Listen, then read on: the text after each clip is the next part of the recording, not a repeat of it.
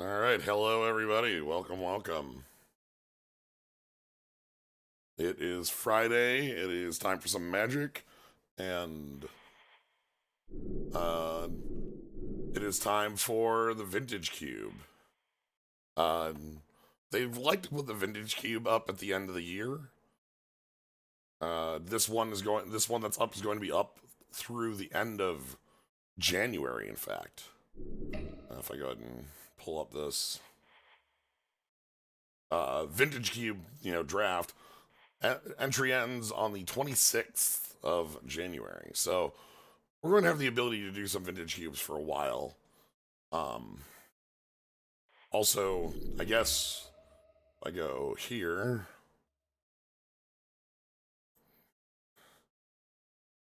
Yeah. If you have a Magic Online account that you've ever used, everybody has a free vintage cube. So, like, if it's one that you've like made an account and put like the $10 entry into, basically you pay $10 and you get 10 tickets and it turns on your account. Anyway, but yeah, Vintage Cube. This is Vintage Cube edited for with Brothers War.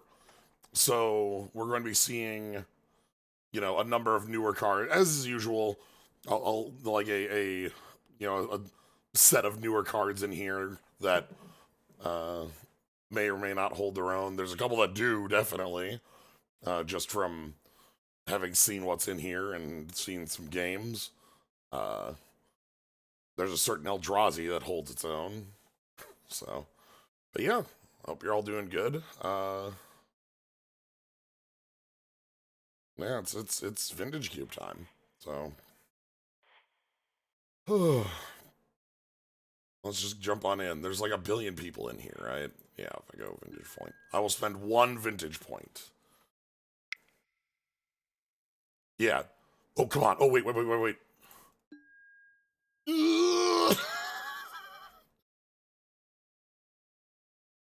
Yes.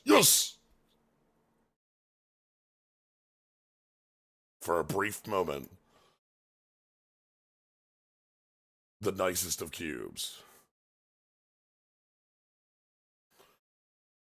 But yeah, there's a list up on. I was gonna say Wizards site, but it's not on Wizards site anymore because it's not handled by Wizards anymore. Um, but there's a change log with the additions. I'm trying to think of the biggest ones.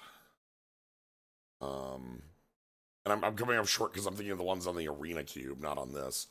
It's like I know, like I'm like, yeah, they took out Anna X. It's like that wasn't in Vintage Cube. That was in the Arena Cube to go with Splinter Twin. Embercleave. The Embercleave plus Annex equals Splinter Twin. You must understand. This is just how things go. We actually might see real Splinter Twin in here, I suppose. All right. We have Ponder. We have Grizzlebrand. Yorion below the cut. We've got a fetch. Survival. Um,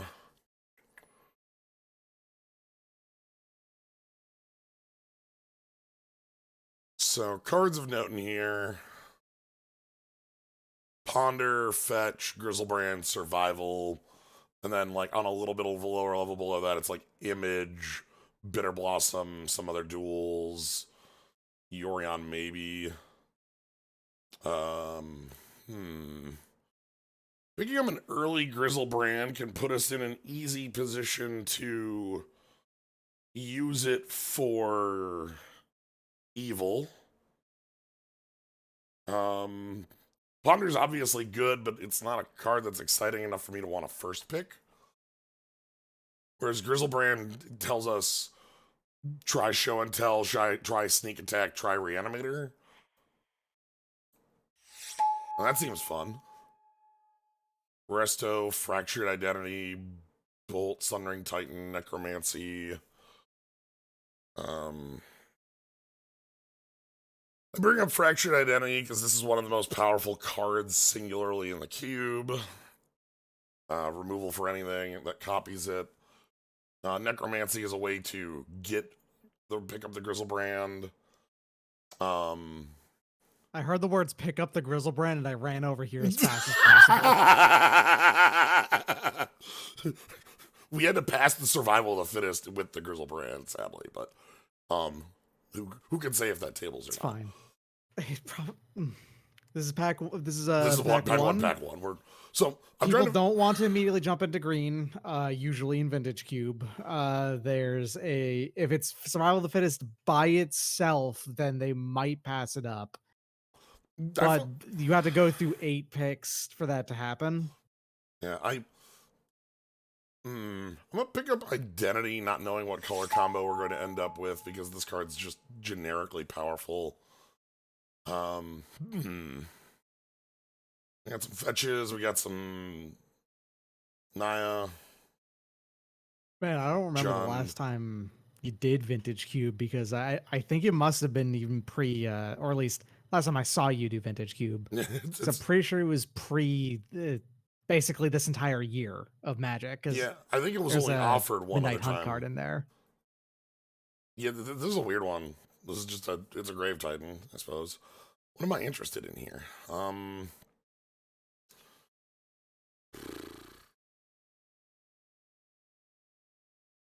A bunch of fair cards. Yeah, nothing is the thing. I'm almost just looking at like grab Catacombs. I realize it's off color for this, but like fetches are fixing for. Yeah, I mean it's a fetch regardless, and it's like other options are like Treasure Cruise, Golgari Signet, Elder Gargaroth. I don't even know what that is. I'm looking at it and I realize I don't know. Oh, it's one of these. Okay, this is a not new, but this is an archetype of green finisher card in modern Magic, especially. The one that love combat likers. Yeah, it's specifically like, oh yeah, they ETB and you choose something, and they have also a bunch of keywords, and it's like there's the giant gorilla. There's obviously Titan of Industry, which is ridiculous. There's another one that's like whenever you cast a creature spell, it like gain 4 life, search a land off top 5, or naturalize. Oh, that's the gorilla I was thinking of, actually. Oh, okay. Now you say that, yeah. Oh, I forgot that wasn't on ETB. That was on cast of creature. Mulldrifter. Love me a Mulldrifter. What about Gix? What does Gix do? Gix is deals combat damage to one of your opponents' controller, made pay 1 life if they do draw a card. Okay, so all your creatures gain pay a life, draw a card on hit. Mm-hmm. Then you can discard your hand to cast spells off top of your opponent's deck. Yeah.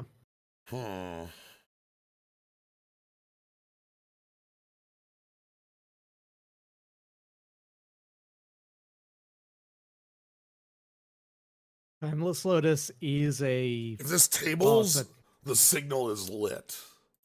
Yeah. You can, in Vintage Cube, have a... That Triumph is not grabbable by your fetch. Yeah, that's an unfetchable... That's the only unfetchable That's Triumph. the only unfetchable Triumph. Entomb? Yeah, I'm actually liking that. Out of all these cards, I mean, Pod is cool. Finks has not been a Vintage Cube card in a while, actually, but it's always there. It basically exists as a card you sideboard against somebody playing the mono red deck, and even then it's like, okay. Or if you're playing Birthing Pod. Yeah, Pod is, yeah. So I'm gonna grab the Entomb. I passed up Sphinx of Steel Wind into like a Sundering Titan because I'm hedging because I haven't seen enough to convince me that like Reanimator's real. Balance, Imperial Seal. Like Imperial Seal to like find the actual Frantic Search actually also just like Frantic Search as well, yeah. That actually stands out as like a really strong one.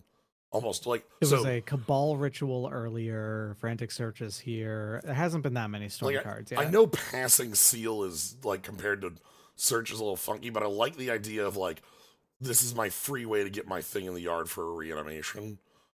Whereas this is like setting up, I search one of the, I don't know. I'm gonna go with search here. One of the things about Vintage Cube is that you don't really feel too bad about picking just a bunch of powerful things in the first pack because, you know, it's a cube. You're gonna find things that are playable in every other pack. Right.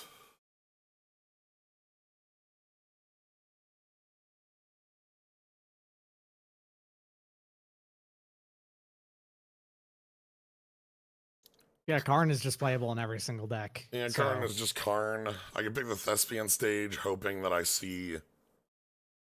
So you know what? Sure. I'll hedge, and we don't have the. This is where there was a survival of the fittest, but it was like the 5th best card. I'd say 5th best. It was probably like. It was a little higher than that. Karn's kind of like a way to cheat Grizzlebrand to play. I don't see the link.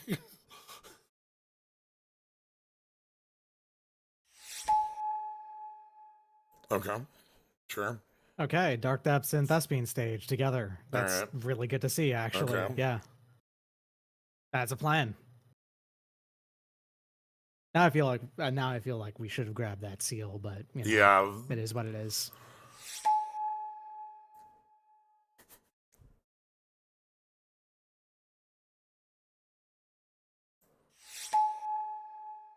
Giver runes. This card is like almost the definition of filler. Like, yeah, I've a Nightmare in Standard though. Timeless Letters came back. Okay.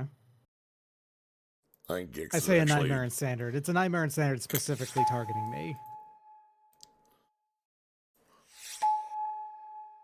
Okay, so we have like some cards over here.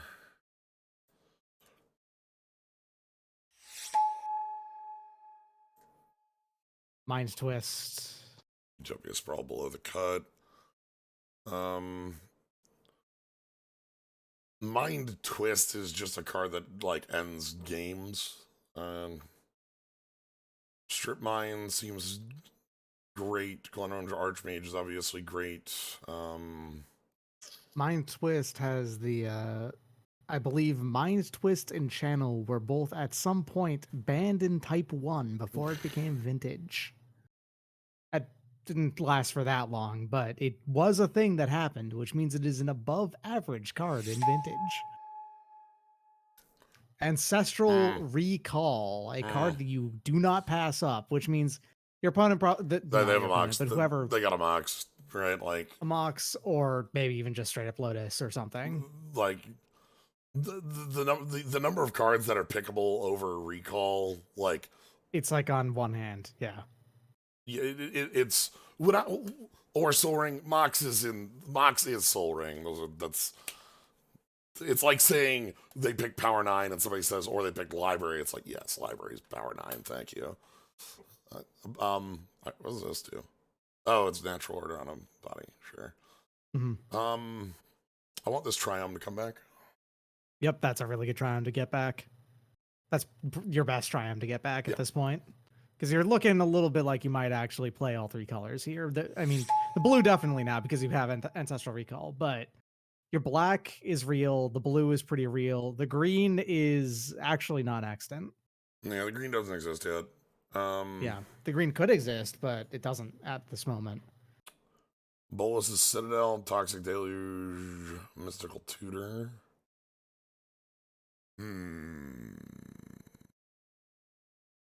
I'd love to find a duel that would let us splash for Fractured Identity. That'd be easier than the green splash, because at least that's something we already have. Yeah. Mystical Tutor, like... We have some powerful, significant cards that make it, like... Yeah. A real choice, even in Tomb. You Mystic Tutor end step to go say, I'm going to go Mystic Tutor for Ancestral Recall. It's like delayed, draw 3 cards. Cryptbreaker, Custodial Lich, Upheaval. Una's Prowler is technically playable, but like we don't actually have the reanimation spell right now. We just sort of have a Grizzlebrand.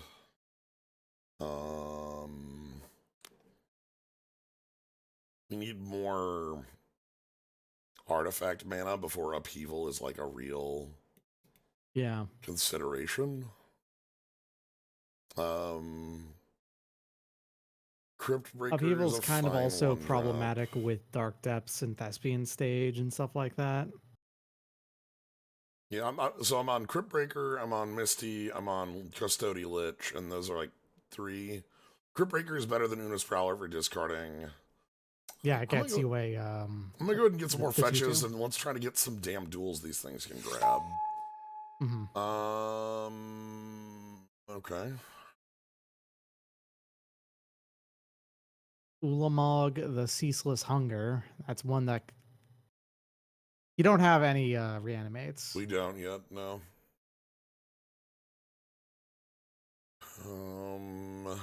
Takanuma is like fine. Cloudskate's like these are fine cards. Not gonna hate them. Cloudskate is a way to answer problems that a lot of other that like don't have good answers.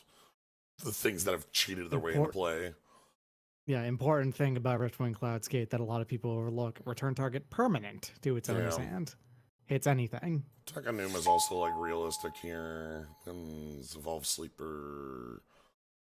Consider Days.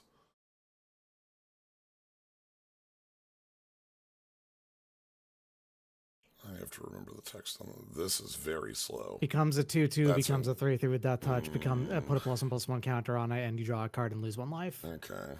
It's slow in Vintage, but yeah,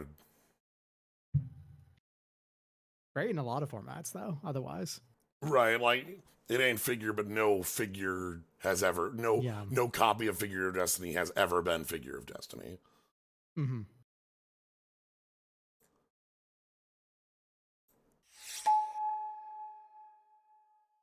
Mountain Plains Swamp, Recurring Nightmare. Sadly, that's not like the. We have a Bitter Blossom. That's about it. Yeah, I mean you don't have that many, but also it's the pick pick here. The Triome, but I feel like otherwise the Recurring Nightmare is still the strongest card in this pack. This is still not a Triumph for us. It's red white. So maybe we can find something. The one you want is one that's the one that should be on the wheel. So yeah, I don't expect that one to come back around. V-Click, Yokel Hops. Okay. Chalice. Yokel Hops. Woe Strider ain't bad. Again, it's almost comparable to like Kitchen Finks in its body. I guess it's something we can eat for Recurring Nightmare. It does create a goat, yeah.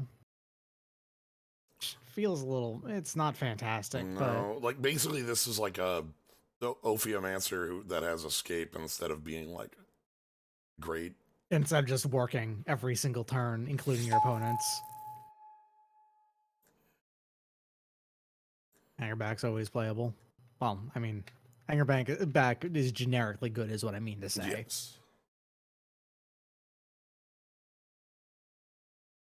I think it was this pack.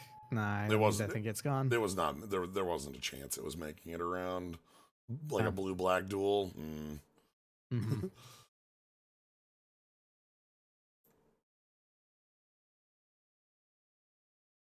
This Braid's kind of stunned. This Braid's is in here. Not gonna lie. Yeah, I don't think this Braid's deserve. How about like Maelstrom Pulse? Sure, that's like maybe playable if I ever. Toxic Deluge is playable. Yeah, that card's good. Fine having our. Custodial Lich is a good way to. Monarchy is swingy. Obviously, it has good and bad matchups, and it's really really good against the let's say the control player, but it's awful against someone who is going wide white. If someone who's playing Bureau Bladehold. Right. It becomes something you immediately want out. Yeah. Urza, Lord High Artificer, Channel. Ashiok. Literal channel, huh? We don't have anything other than. Yeah, channel's committing to green, and you still aren't really playing green. Well, like not only is it committing to green, it's committing to green and trying to find like yeah. a win condition like that we can channel into that we've like because right now it would be like channel Mind Twist. You can't channel Grizzlebrand. Incinerate below the cut. Yeah, fair. Ashiok. Infernal Grasp, Collective Brutality, Ashiok. Yeah, we don't really have a Tinker set up. We're not really an Urza deck, but you don't have to super be an Urza deck to want to Urza. I always enjoy how Ashiok makes people act wildly. Yeah, Ashiok is a card that people like panic when they see. Well, it's a card that, like, unless you have some sort of like super aggressive start, it's really hard to deal with because of how fast it gains loyalty and its ability to defend itself. Yeah, they do gain +2 every turn, and they're a 3-mana walker with 3. So, that is a. Here's some cards for a setup. Yeah. Arcana Cruelty, Cityscape Leveler. Cityscape Leveler, I suppose, would be like the channel payoff that we wouldn't pick here. The Archon is just, it's Archon. It's very strong. Vamp Tutor. Vamp Tutor could get us our Dark Depths Thespian stage set up, which that's true, yeah. Is one of and I mean, it's also Vampiric Tutor. It's just really good. Yeah. You know? We do have a deck. It fits in any deck that's playing black. Yeah. The thing is, like, you know, in my mind, it's like, oh, yeah, the Reanimator setup of Recurring Nightmare and nothing else. It's, you know, like we don't really just Recurring Nightmare. It's not your Reanimator's not real. What's below the cut? The thing. Nothing. There's nothing below the cut in this pack. And the previous pack, the below the cut was Incinerate. Like the thing is too is even if you had picked that what is it called? But my favorite card in the game. What is it? God damn it! What? Survival of the Fittest. Even if you had picked that Survival of the Fittest, I've not seen a single card that says, like, except for Corpse Dance right here, which is one of the most frustrating ones to play with. I've not seen a single put target creature in your graveyard onto the battlefield. Yeah, this is the first one we've seen. Other than there was a Necromancy in pack like 2. Yeah, but it's like there hasn't been much. You're correct to not take it, is the long and short of it. Here's the green. Yeah, here's all the green duels. This is basically Duress versus Corpse Dance. Tropical Island is a blue land you can grab off of Verdant Catacombs. True. And same with Overgrown Tomb off of Misty Rainforest. Yeah. Misty Rainforest can already just grab basic island, though. Well, you can grab a black source. I'm saying the opposite. Oh, right. Yeah, sorry. Liliana, sure. Okay, we're finding ways to get things in the yard. This is just Liliana. I mean, it does matter in that if you end up playing the Recurring Nightmare, then it is important to have things in your yard. Fatal Push is always good. Mm-hmm. The fact that Fatal Push is mana value on its on a thing is wild. Mm-hmm. It's very silly. Ooh, Leovold. Yeah, Nick Timron, thank you very much for the sub. I appreciate it. I'm a big Leovold and just have at least something stupid to do with Leovold. I have like 4 green sources in the deck already. Curve is too high. Love to play 2 cards, Abandoned Commander.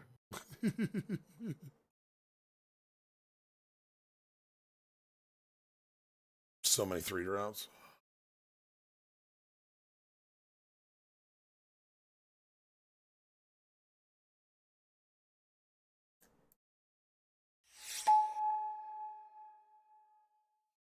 Okay. Jeez. All right, Heath is full fixing. Windswept Heath can grab your Scrubland. And my Trop Island. And your Trop Island, yeah. Okay. So it is still good. Perfect. Infernal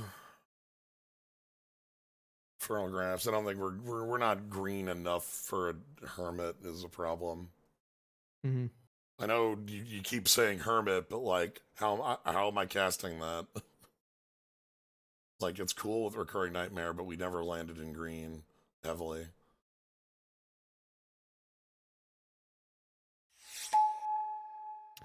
Hey, the Triumph came back. That's Sure. pretty all right. Sure. It's another card that you can grab off your Windswept Heath. My deck has turned very strange because I now am able to splash 4 colors.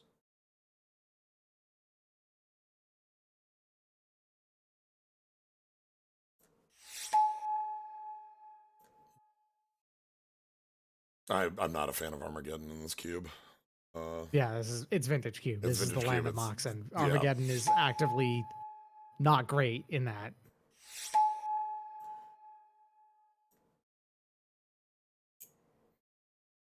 Yeah, I don't know what your deck really does. No, neither do I. Well, I figure. I figure. Nice to see you. We were talking about you earlier. Yeah, I'm trying to figure out what our deck does. All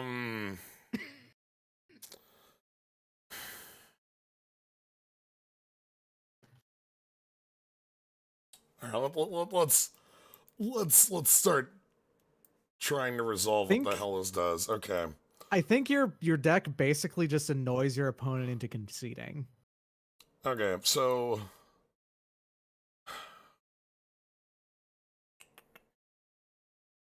this is a deck that sucks. You actually have a lot of white available. Like you have a lot of white land and like ability to splash white. I think the Fractured Identity is real. That was the reason I picked the scrubland when I did, because we Mhm. also have a concealed courtyard just hiding up here too, along with a windswept heath, and then this will triome that taps for white. I'm not even. You have a very non-basic land setup. Yeah. All right. So let's put in the power stuff. Recall, obviously. Yeah. You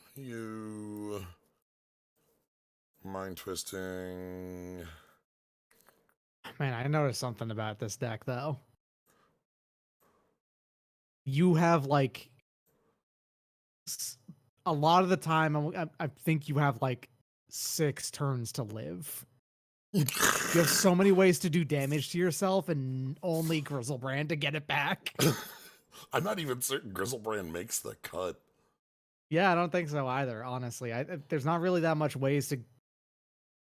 It would be you play Grizzlebrand only if you were playing the Recurring Nightmare, which I don't know.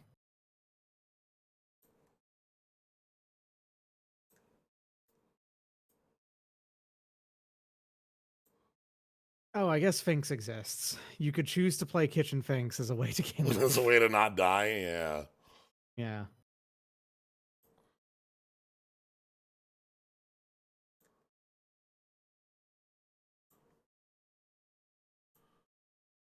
This isn't a deck where Daze is hanging out. Nah, not really. Vraska's a choice. I'm treating Dark Depths as a land.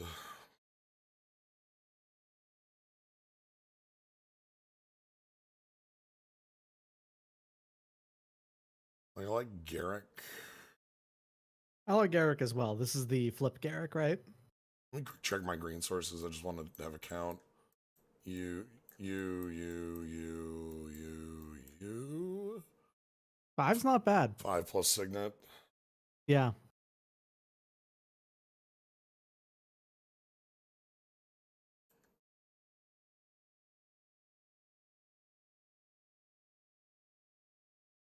That's not the sort I wanted. God, the 3 is so stacked. I hate it. Our blue's also pretty light. It's basically just there to draw cards, which is a pretty good place for blue to be.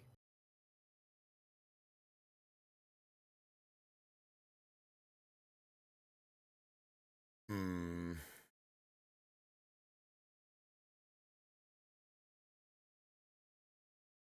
8 creatures. Basically, you have like removal spell that sticks around. We're basically not sacking things else for super late game. I probably want to cut a 3 in here. That's not pulling its weight.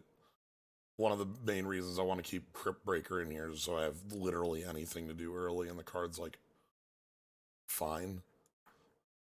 It exists to be a card that has a 2-mana activated ability, so you can do it on 2 pretty much.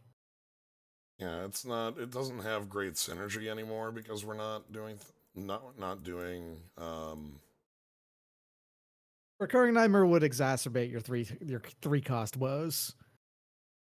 Scrounger is a better. Yeah, that might just be a better like early play.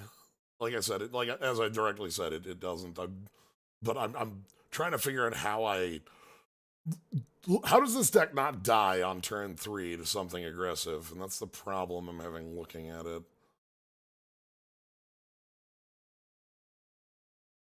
Yeah, the current issue is you do. Yeah. What? How'd you get in the 3s? Get in the 4. Please. You depend on your opponent not drawing well, which is never the place you want a deck to be. Yeah.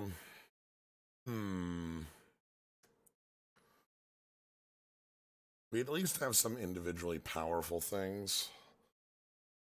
The stage is 120% in the deck. That's not a like. This is okay. So the Dark Depths is here because we have stage. It is not currently in the bottom because Dark Depths is not considered as a land drop for the purposes of tapping for mana. This is a spell in my count. Whereas stage is like automatically going to be in here. I'm just not putting it down here so that the count is correct. Cut you, and then I cut the worst 3. And that's Woe Strider. Yeah, probably. Or maybe even get. I think it's Woe Strider, honestly, though. How'd you get over here?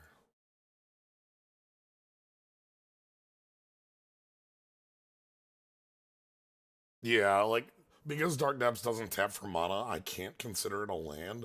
Because, like, say we have a 2-lander, but the second land is Dark Depths. That's not actually. That means you have a 1-lander. I have it's actually a 1-lander. Yeah. Dark Depths is a weird enchantment that has the cost of eats up your land play per turn.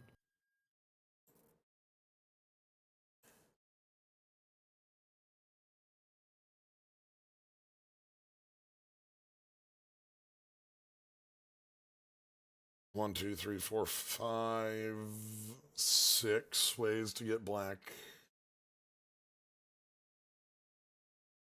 Blue's actually really light here. Grab both every fetch though, so 4 plus 3, 7. We only have 4 blue cards in the main, so it's not actually that bad. It's Recall, Tutor for Recall, Mulldrifter, and Cloudskate. And then adding the 1 forest because we did end up with like 4 green cards in the main, and I want to have like 1 additional source for those.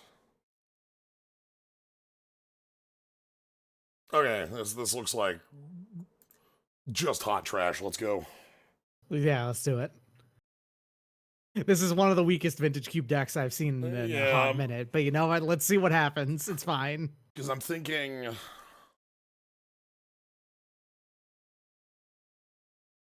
You have 7 cards that cost blue. I'm thinking the direction probably should have shifted around either once I picked up the Fractured Identity and trying to build something closer on that instead of caring about the Grizzlebrand, or I think a theoretical white-blue deck would have been better. You're right. The other bit would be like green in pack 1 looked like junk, but green in pack 2 and 3 looked pretty good to the point where we're in it. If we had jumped on that faster, I think we might have had we might have had a better setup here, especially seeing things like I think a full Bant deck would have been pretty good. Yeah. Grizzlebrand's like uncastable in this deck. There's no way it fits in here. So okay. I think Anyway, with all that thinking out of the way, let's start things up. I had a thought. It was a thought inspired by America Chavez and Marvel Snap. Wait a minute. How did land get to 19? What did I cut?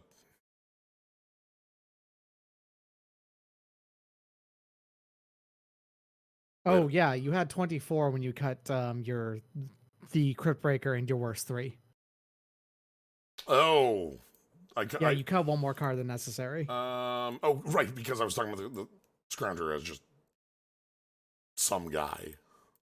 Yeah, I think was the answer. I don't like that. That's the case. And what line did you pull at? I don't like that Scrounger. I'm not going 18 land with this. I'm just trying to see what the hell the actual. What's our 23rd?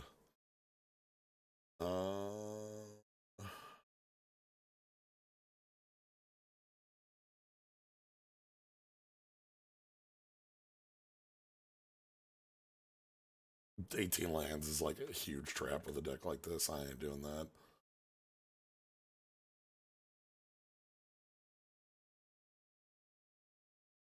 Six creatures, my goodness.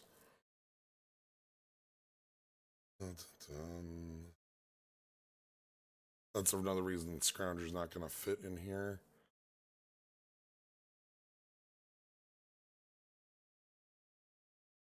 I think the best card in the abstract is Daze, but if I ever have to Daze bouncing an island, unless it's on 3, that's not going to be doing a ton. How did planes get in here? Get the hell out of here. Like, that's the basic I cut. How did you get in here? When you added basic lands, it did just have one more added to you. Well, at least it made the cut simple, and that I knew, like, yeah, because I saw, I hit play and then I saw the 18 the 19. I'm like, wait a minute, that ain't right. Okay, anyway, trying that again. Yeah, so my thought was, all right, so inspired by one America Chavez, right, in Marvel Snap. Yes. Just a card in Magic that basically would say, this counts as 2.5 cards in your deck. So you'd be able to play a 4 of and cut 6 cards total from your deck.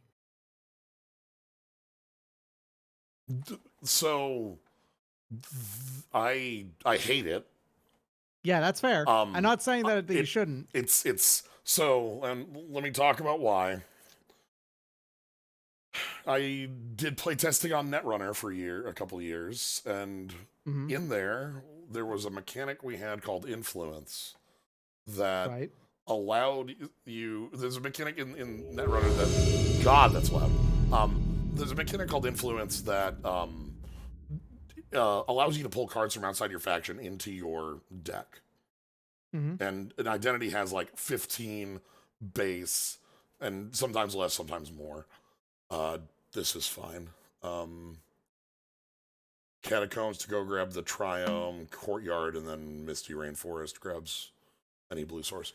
But in one of the sets, there was a mechanic we were trying out, that we were playtesting, that like had the text had negative influence. If you included this in your deck, you gained 2 influence. So you could play 3 of it and you go up to 21. What this ended up being in testing was the most giant pain in the ass you could ever ask for in deck building. That makes sense, yeah. Like, basically, you're sitting there looking, like, think about like a judge having to like determine if a deck is legal.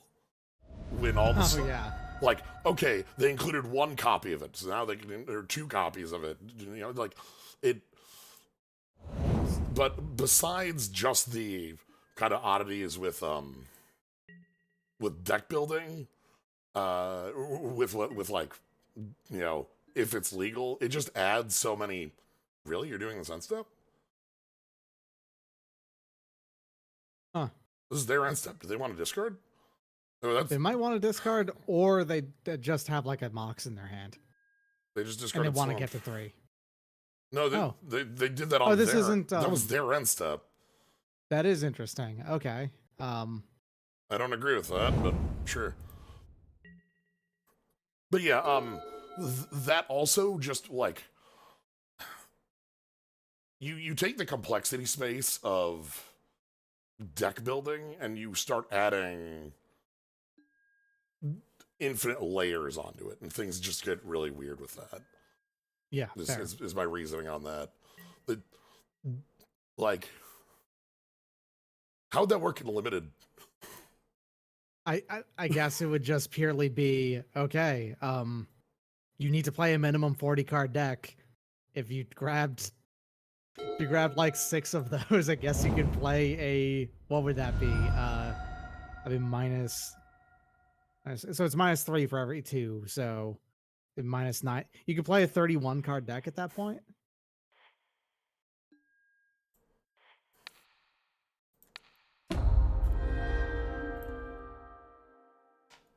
What the fuck? Hymn to Turok, What the Thoughtseize, fuck? Mountain. Okay, in what world would these be the 3 cards you would expect from those 3 cards? I'm amazed that they didn't swamp Thoughtseize. What do you think? They had the swamp in their hand. Okay, Saga. I love you, Urza Saga, for being maybe the most fucked up type line in all of Magic. Enchantment Land. Urza's Saga. Yep. Because Urza's is a land type. Alright, give me some more cards. We've got Mesmeric Fiend, Kaito, Factor Fiction. Okay, so they are playing what is basically just a straightforward blue-black control deck, but also there's a mountain there. Ashiok is Exile.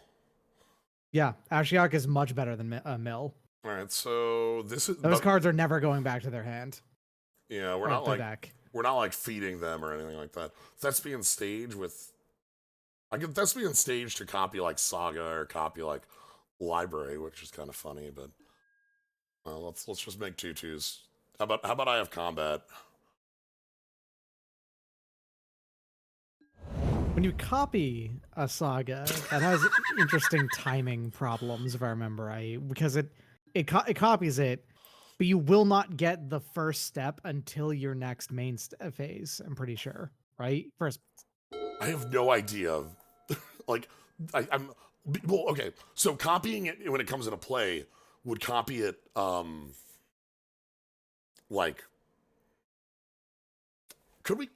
I mean, it gains the text. I think we'd be gaining the text on. Oh my god.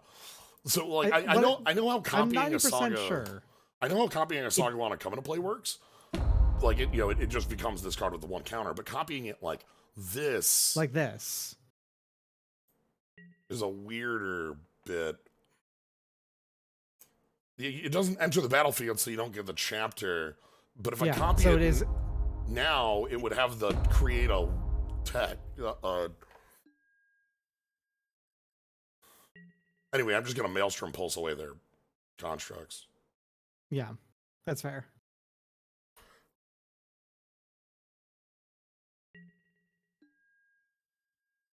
Okay. Maelstrom Pulse and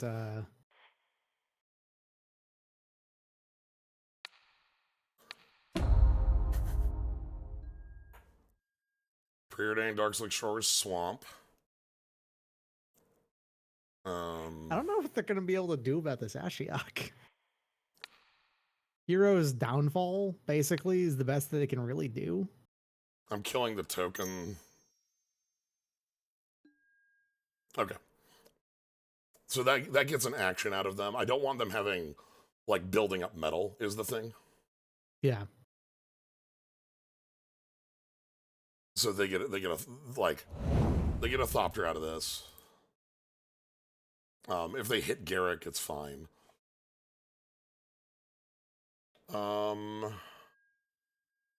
Yeah, so if I just copy it now, let's just find out.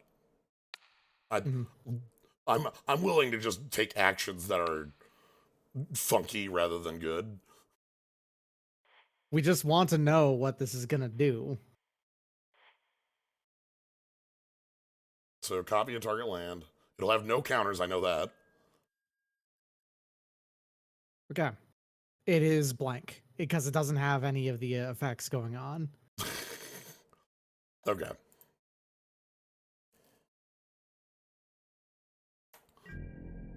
So that follows. Yeah. That does make sense. So they're going to end step Urza's Saga. There's their construct. And then they're going to make another construct, and then I'm going to Maelstrom Pulse their constructs. Which is going to end the game, I think. Field find? No way. That can't be their literal own. What? No way. I think they failed to find. They didn't lose anything to Ashiok.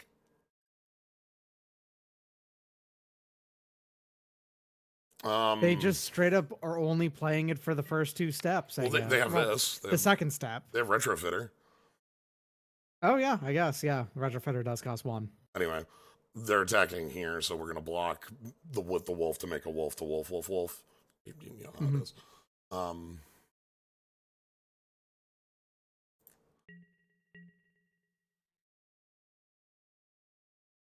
They still have 7 cards in hand, which is very funny, because that means they're going to keep librarying, which my Ashiok is going to kill them faster, because Ashiok does kill people with mill. Well, better mill. Tutor for Ancestral Recall, or anything else you feel like is better, actually. Are there better cards than Recall? No, but I'm just saying. Because Recall is arguably the strongest spell in the entire game of Magic the Gathering, so. I could Deluge for 4.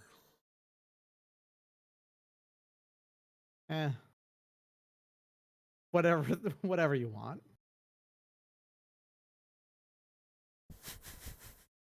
Whatever. Recall will just draw us all the cards I want anyway. Yeah, it's fine. Ancestral Recall. Okay, so you mystical tutor so you can vampiric tutor for any card in your deck. Okay. Oh my god.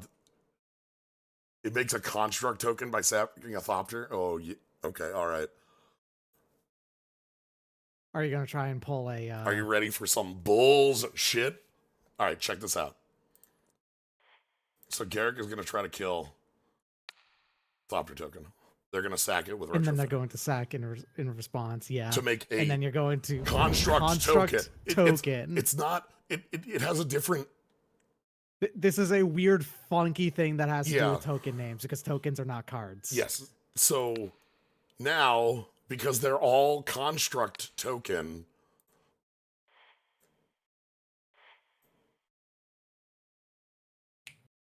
Gotcha.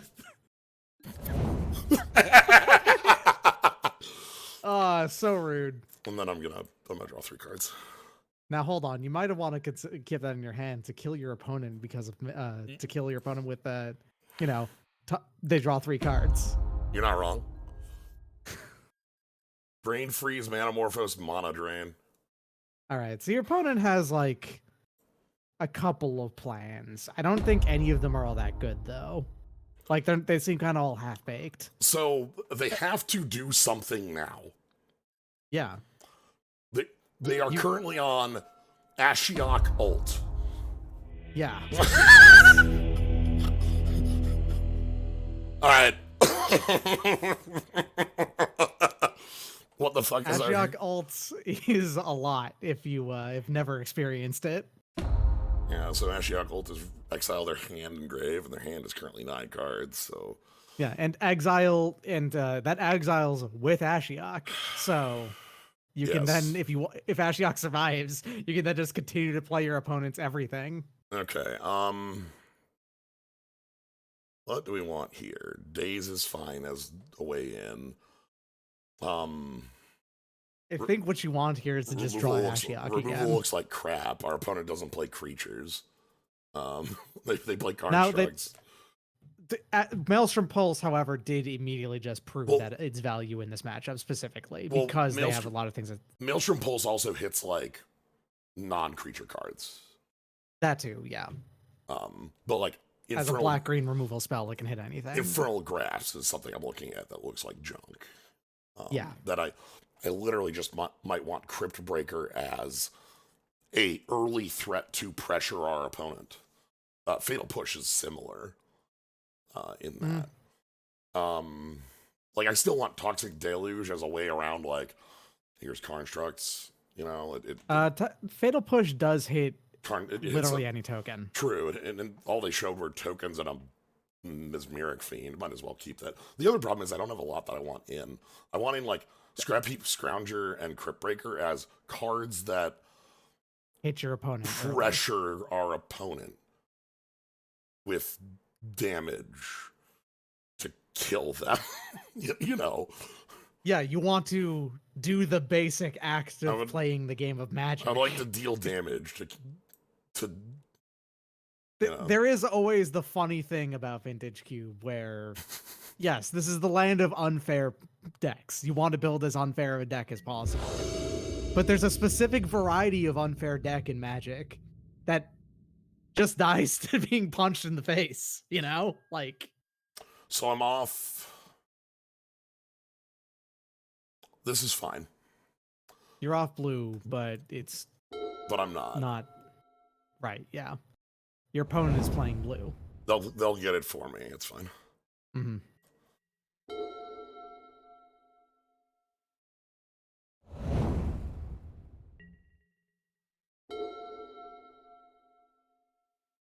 Yeah, Thespian Sage would blow up after the third step off of Urza Saga because it's just part of the text of the card now.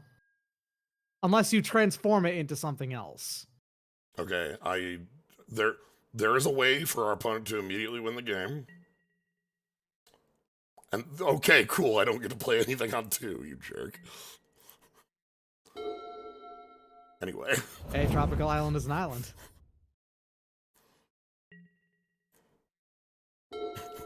Whatever. I'm playing Ashiok. They didn't have blue. This whips. Your opponent is really slow right now. That's great, because that's exactly what Ashiok wants to see.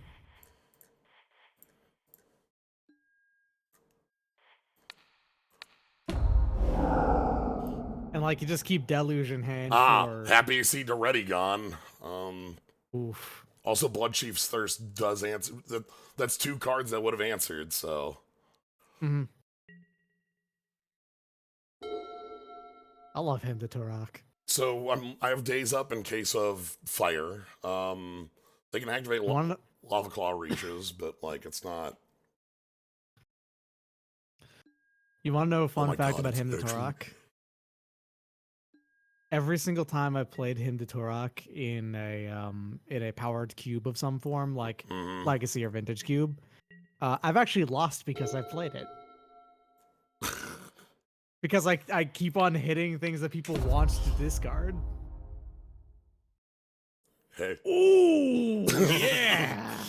All right. Now we're talking. So they have this Lava Claw Reaches that they're just going to keep attacking Ashiok with. Oh. Is there a world in which you can copy the Lava Claw Reaches, put it in the way? I need another red source, so no. Right. Seething Storm? Okay. Wait. Now? You didn't see like Grape Shot or Tendrils. Wait. No, this is them going to kill Ashiok, right? Are they going to just try to Grape Shot Ashiok? No. They're going to try activating Lava Claw Reaches to do it. Hold on, I'm doing math. 5, 4, 3, 3, 2. If I daze this, they can't activate Lava Claw Reaches on the turn. I believe the only reason they're doing this is to kill Ashiok, and this will prevent it.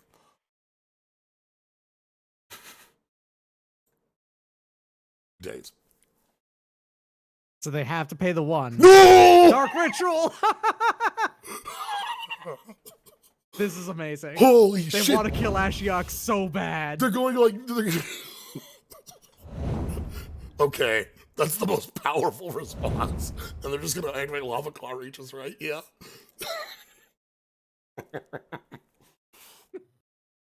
Yeah, anime AI affected. Yeah, this is what Ashiok does to people. Yes. So we now have to they just spent Seething Song and Dark Ritual. 8 mana. Yeah.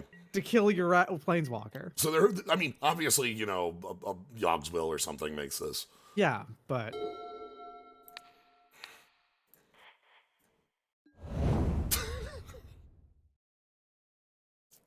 okay. Let's go ahead and start fetching. Ooh, sorry, I just realized you almost played a Treasure Cruise right there. That was almost 3 lands.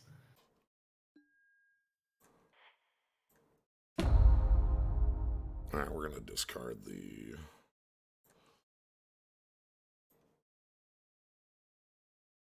So if they play a land, they can attack and kill Liliana. It's just pretty likely. They just pitched one. But they only have 2 cards in hand right now. Mm-hmm. And then I'm overthinking things. At the same time, though, like, their play last turn was to Dark Ritual Seething Song so they could kill Ashiok. They likely have a lot of lands in hand. Okay. It's very funny that I boarded out the, like, spot removal. Because my Deluge... You still have some. Like, you have Fatal Push in your deck still. That does deal with this. Alright, so...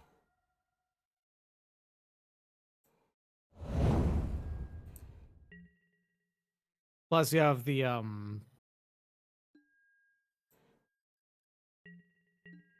You're forcing your opponent to use all of their mana. Hey, Leovold.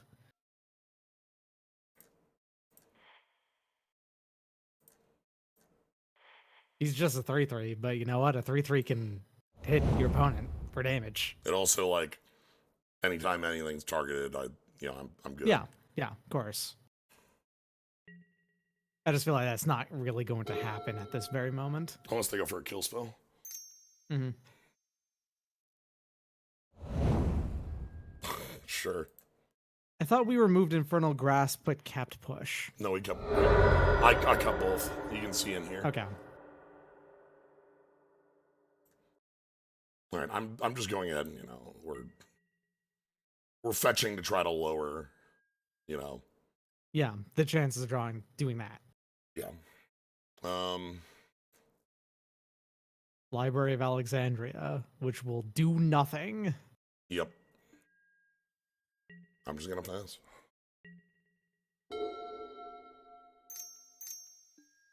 Signet, sure. Funnily enough, despite having exiled 6 cards off of your opponent, we're even. You've actually like at card parity right now.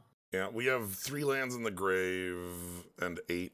We have 6 lands in the deck and then Dark Depths. And I differentiate them because Dark Depths is... I guess I should have not fetched the Triumph to make that a live draw. You should copy a land. We're going to copy, like, Library and Step. Just to have it. I don't know. There's no real... Or copy my Triumph. It doesn't really matter. I got a Lava Claw Reaches, but I can't do anything with it.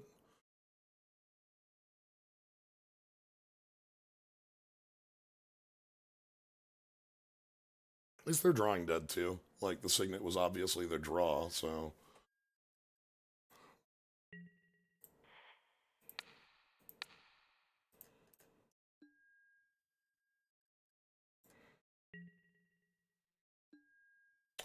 Mulldrifter. Mulldrifting. That's also, you know, a card that can kill your opponent, so...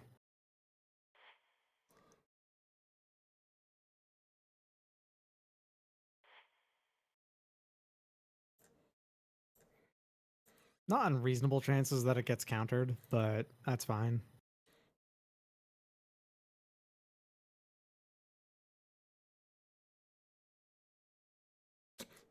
I thought about what I was doing, and then I'm like, wait, let's not lose to Mana Leak or whatever.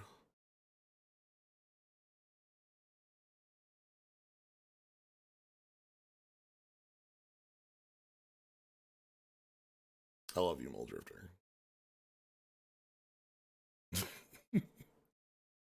Small drifter. Ooh, squish.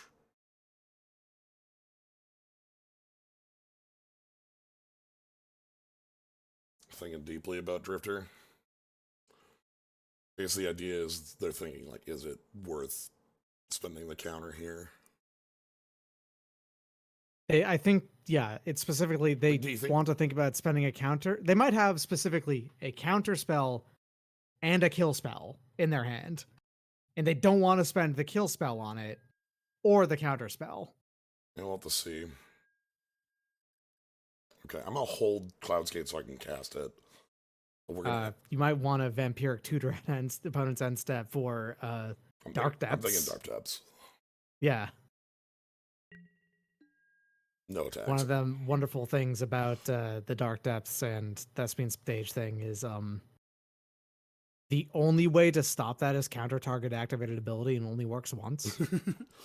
Like, you can stifle the death trigger if you have a stifle effect, but like that's also rare. All right. Because it's, you know, if it's a land, then that's uninteractable, baby. All right, let's go grab. I was trying to find it. Merit Lage does not have Shredder hexproof. Merit Lage is just a 2020 flyer.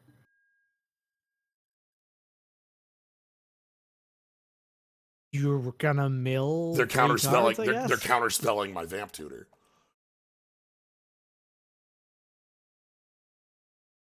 Target player mills 3. They're counterspelling. Huh. Wait.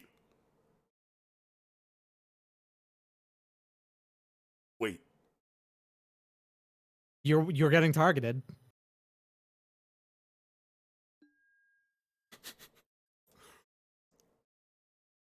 Yes. They are failing to counterspell the Leovold. Okay, and they targeted Underworld Breach. Okay. They targeted I think they may have sided. Yeah, I think they may have sided harder into Storm. Holy crap, that was a really strong maneuver by them to try to like counterspell Vamp Tutor. But Leovold, the Leovold has a text you. Yeah, so they went one copy of themselves to try to like find Past in Flames or something like that, I'm assuming. They did get Underworld Breach, so that's close, but they didn't they needed to play that for it to have worked, so. Time for return to data. Alright. Deck whips. Oh, we're at 6999. Nice.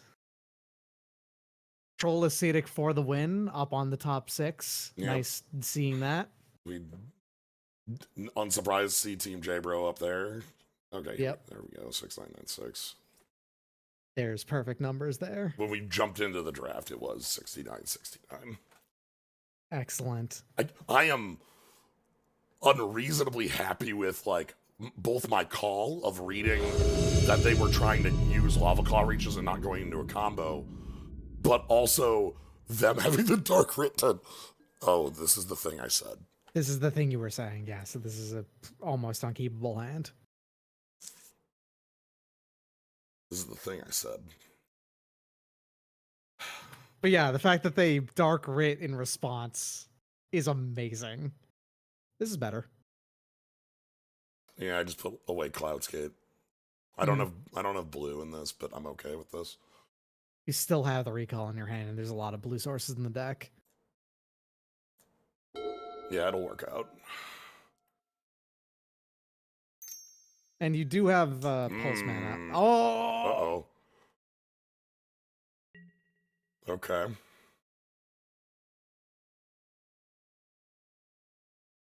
Not great. There's blue.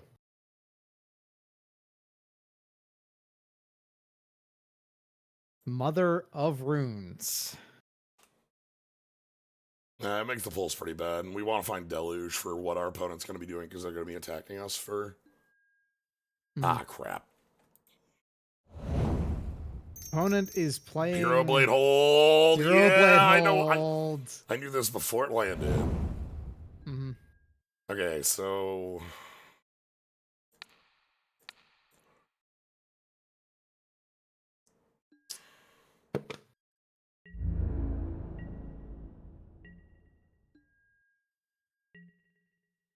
You need Toxic Deluge specifically, right? yes, that's the only card that'll get out of this.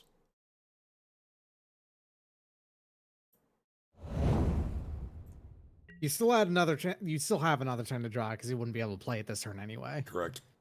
I'm playing. You might be wondering why I didn't play Triumph there. It's because I'm going to fetch to. Thin out the deck. I guess it's equivalent, but it's less information. The idea being that, like, if I play the Triumph, I've given them, like, oh, I'm doing some sort of, like, multicolor nonsense. Whereas if I fetch for a swamp off this, which is what I'll do, I just look like blue, black. Alright, take 7, and then we die next turn. Or I guess 11 next turn, which is 1 off lethal.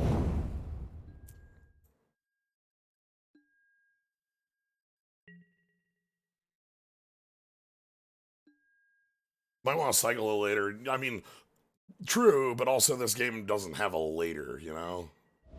This is a we lose on turn 4 situation. So this shuffles the known card, the Riffling Cloudscape, around. So it's kind of equivalent as far as, like, thinning the deck. Doesn't work. Nope.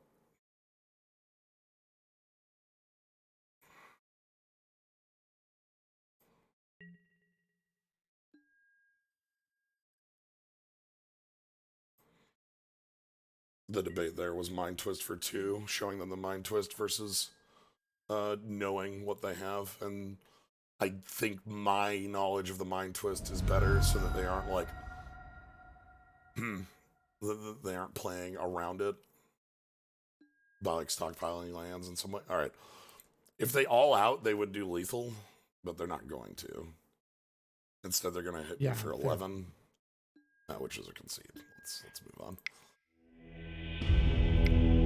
Just I no longer can pay I can no longer pay for Deluge there. Okay. How excited was your opponent, by the way, to have Plains plays and some Mana Crypt Hero Blade Hold as their opener? That's literally that's the best possible, right? Like, yeah, there's no real answer on our end other than, like, having drawn Fatal Push on 1 or having drawn Toxic Deluge. We don't have a lot of great sideboard answers for this in any way. We're not taking out a removal because it's clearly worthwhile. Let's just go ahead and go first and hope that that is enough. No island.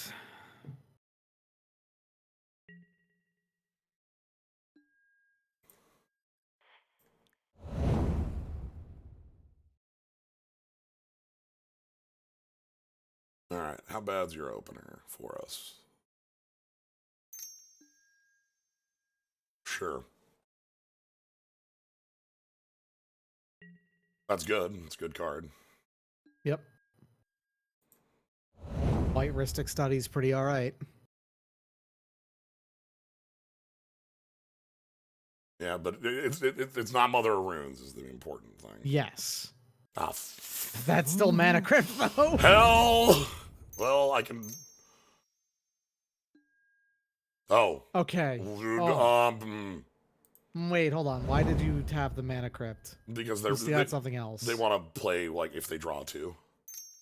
Like, okay.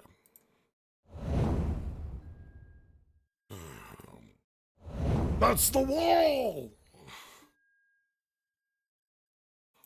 It doesn't do anything.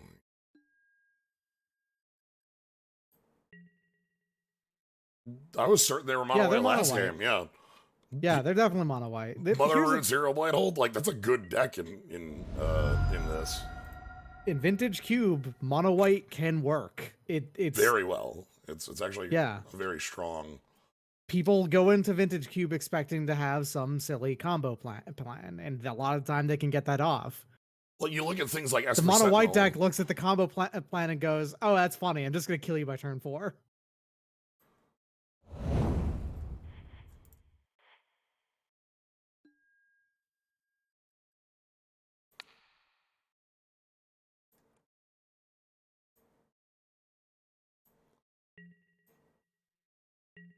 Day. Day. Yeah, mono white. Like, I mean, how often was mono white versus mono red the finals in the old single limit cube? All the time. Batters golf. So that's like a stone. Is that something that can get killed by Maelstrom Pulse? Extremely. So. Thank goodness. I can even pay the 1.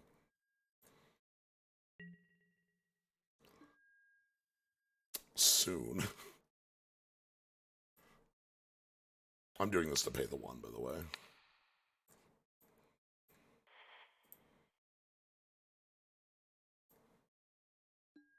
Remember that cubes are a limited environment. Therefore, aggro and burn are actually quite good in them. Yeah, I mean, they always are. The mono white aggressive cards wouldn't be the plan in the cube if they weren't viable. Yeah. So,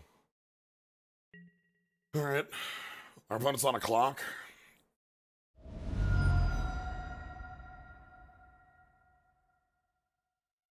It's like especially even if Damn. you...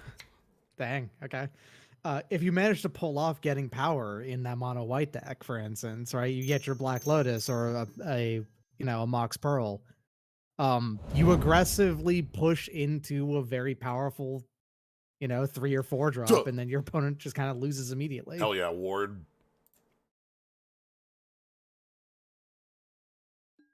Okay.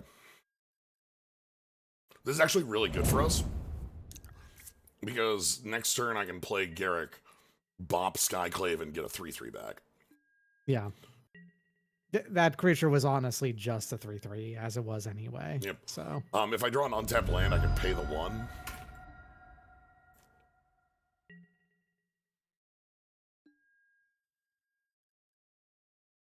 Garrick's still best.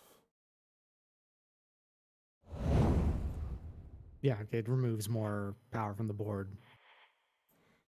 And gives you the same amount of power and toughness. Yep.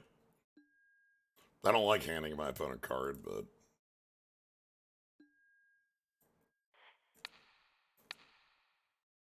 They can kill Garrick as well here, like on their attack. But it would sacrifice the Esper Sentinel to do so. Mm-hmm. And then also I have Gix as a thing. I also am going to be copying their... I'm sad we used our Pulse, I suppose, if Saga's in play, but nothing to be done about it. Batterskull certainly wasn't staying. Graveyard Trespasser is boring, but it's a 2-for-1 in a lot of time. Yes, it's quite good at that. Path? Swords. Ugh.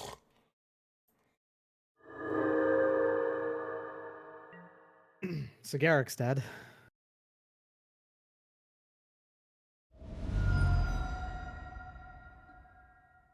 Okay. That's a 3/3, I think. Yeah, 1, 2. Mm-hmm.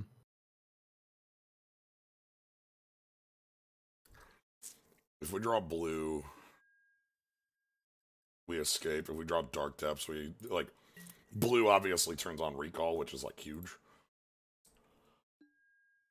And Dark Depths turns on Merit Rage, which is also pretty huge. They just spent swords, so I feel like that's a safe play.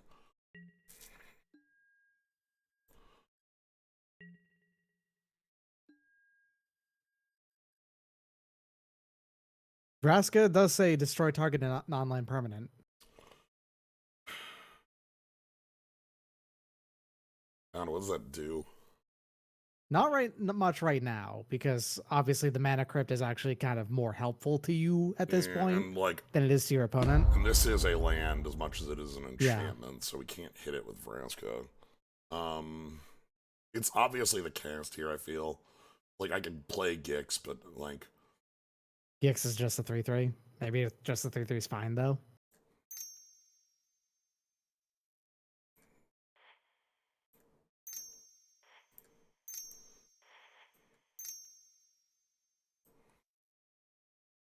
I guess you can plus Vraska to sack one of your tapped lands to dig for blue. That is also an option.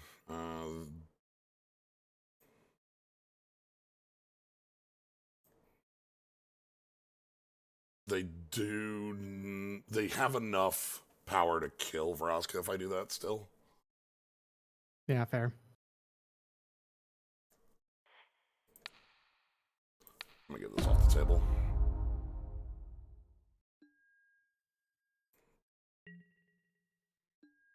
I think there's reasons to do both sides. Like plussing sack the swamp to dig.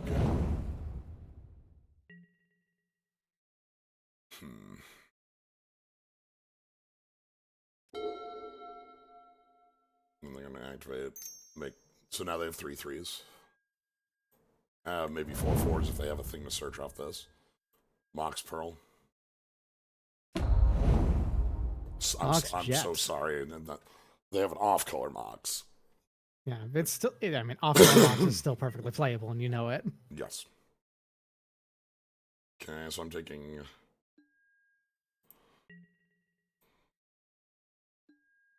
You're taking 4, right? Yeah, I'm taking this hit, and then they're on end phase.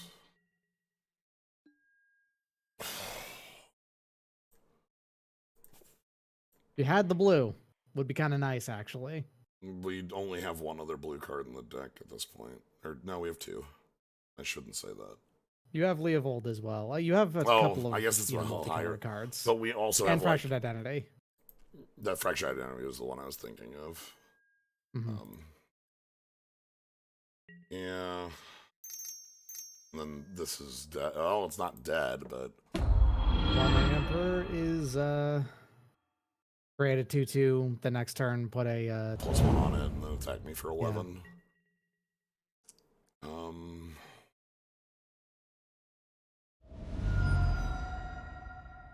Oh, thank you for the raid. Hello, thank you, Nerdy Steve. We're doing some Magic Online Vintage Cube. We have the fight of mono white consistent aggro versus our 4-color jank that doesn't really have a win condition aside from plussing Ashiok enough. But it's great. It rules. Hey, we won match 1. That is proof that it can win games. Yeah. Your opponent is going to kick your ass. Oh, yeah. Though. We're going to be taking damage. They're going to plus on this token and then attack for all but 1 of my life total.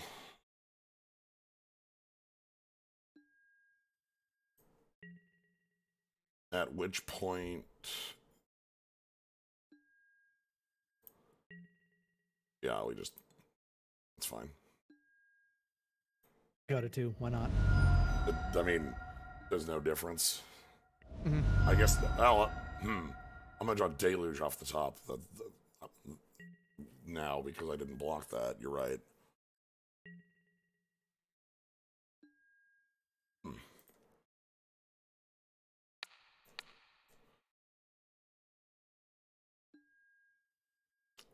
Okay. No, you did not. But no, blocking was correct there.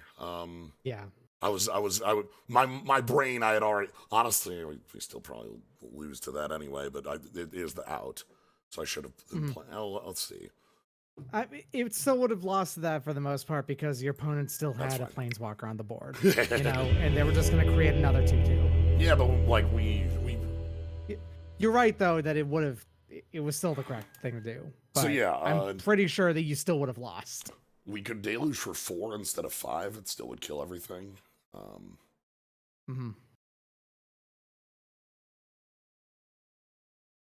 right, let's get round 3 going. Let's see. So we fought Storm combo. We fought mono white aggro. That leaves red deck wins. Yeah. Or it's some blue artifact pile. Those are the two outliers still, right? Or ramp. I feel like ramp. Ooh. I feel like you have a okay matchup against blue artifact pile. Not a great one, but an okay one. And obviously you lose immediately to mono red. Yeah, mono red just kills you. Oh, I mean, we have a Finks. We have one Fink. I can bring in the Fink. Think of how good the Fink would be. Fink. The one Fink. It hangs out in your kitchen. It drinks your milk directly out of the jug. You didn't go up against Reanimator, that's true. Okay, well, with the Archon in the opponent's deck, I figured that was a side plan they had. Kick ass. Yeah, this is good.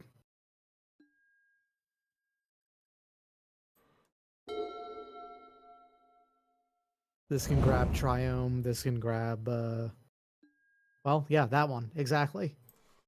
That's what I was talking about. Thanks, opponent. All right, I am going to...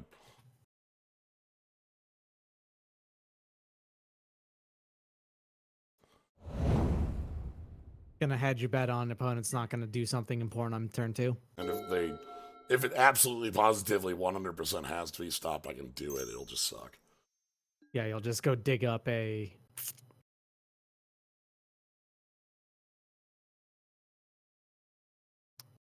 It's fine if they draw 5 million cards. That just means you kill them faster too. Had to think a little deeply on that one, well, not gonna lie. We can kill Clamp is part of the reason I'm fine with it. We can. Yes. Okay. Okay, you've got a removal suite now. That's nice. And no matter what, even if I have to daze, I can resolve Liliana next turn. It's...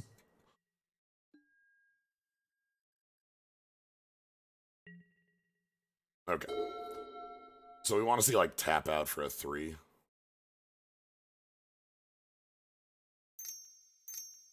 But it's going to be 2 and equip. Okay.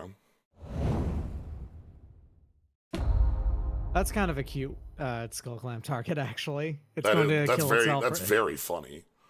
Yeah. Faithless Looting.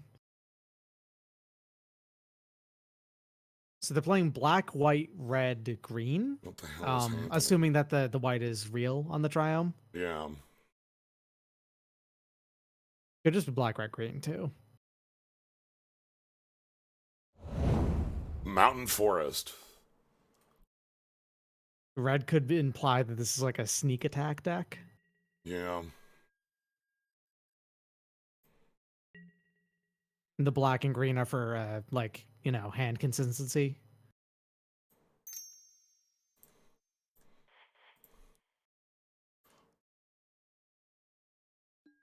Leaving up the blue as a... I am going to spell pierce you. Mm-hmm.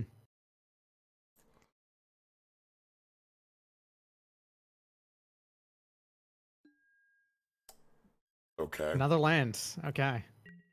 They're going to sack their wall roots to draw 2 cards, I think. I'm 90% sure that's the case. Oh, no. Yeah. They didn't unstep it. Okay. Okay. Never mind. They tapped white specifically, but that could just be because white is the first option on the list.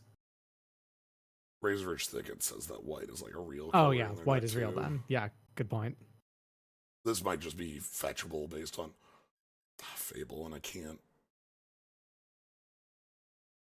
Yeah, I can't daze that.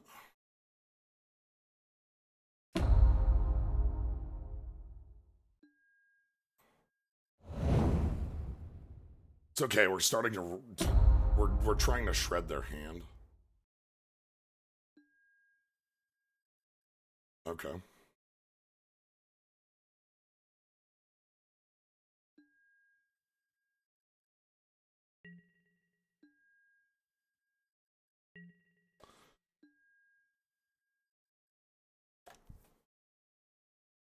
Well, I'm suspending that. You could also... We're just going I was thinking like you could have killed both of their creatures if you had chosen to, but I don't know necessarily if that's. That sounds terrible with a skull clamp on the board. I guess, yeah. Hellrider down. Yeah, maybe the black's actually the thing that's not real on the Triumph. That's my assumption at this point, is that they're Naya, or like I think the white has to be real with Thicket, but all right.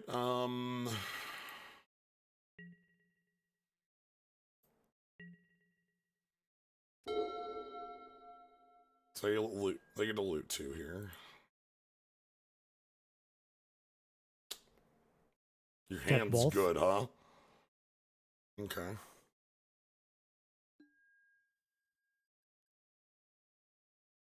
So I can kill the shaman, but like...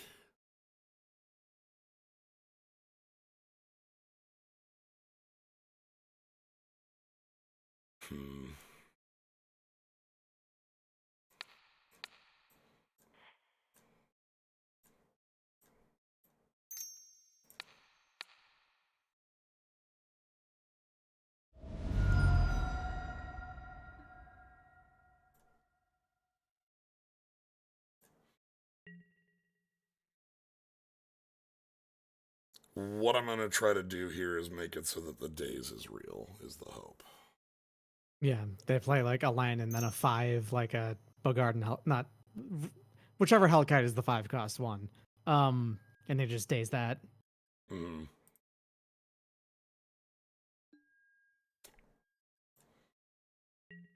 Missed land drop off that. Okay. All right. Non-target. Okay. Non-land permanent. There you go. We can kill the skull clamp. We can kill the fable. Yeah, the fable doesn't have haste for what it's worth, so it's not a big deal. Fable the Mirror Breaker is a good card, but honestly, I feel like it's mostly for the first 2 steps than it is the card that flips. It's so vulnerable once you get to that point. Fable's 3. I am, however, going to... I don't want to make myself discard days. I want to hit them with it. Yeah. And what we're going to do is we're just going to eat it off the Fable token. So we're going to control the game with these walkers we're sitting on, and hopefully that's enough. All right, so they get the Kiki token. There's the 4th land, so they can cast 4s. Yeah, so Plains, Forest, Mountain. That's full Naya. Yep.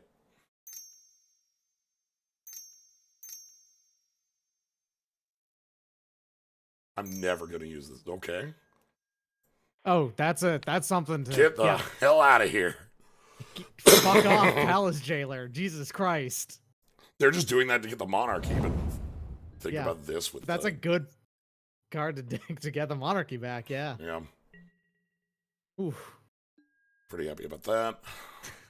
Palace Jailer is so good. It was Cloudscape next turn, yes. Holy shit, that's their hand. That's everything, yeah. Oh, your opponent, I'm sorry. If you thought that we like gave you those cards in hand, that you were going to use them.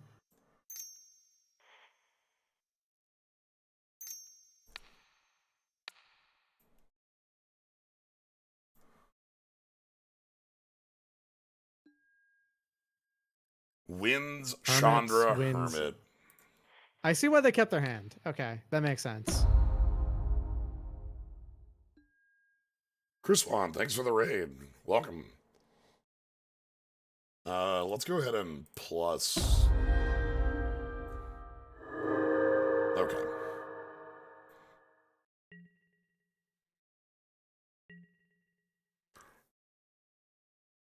And now anything that they play is going to get cloud skated, so...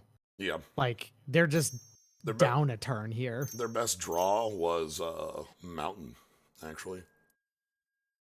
That's fine.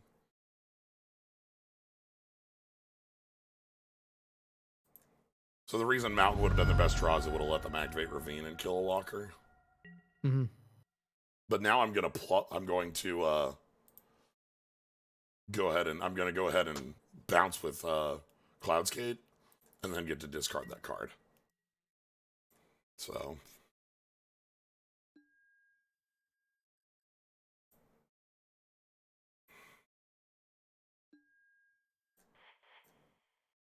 And we're gonna go ahead and cut them off red.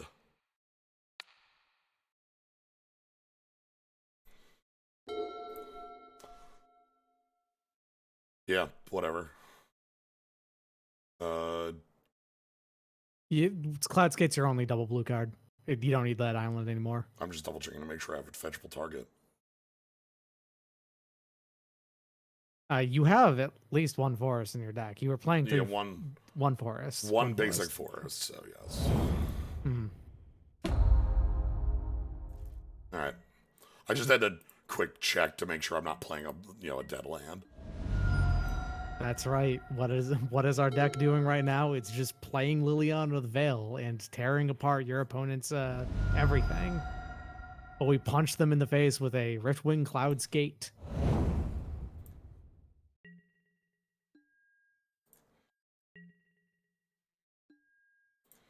Hanger back. Okay. Sounds good.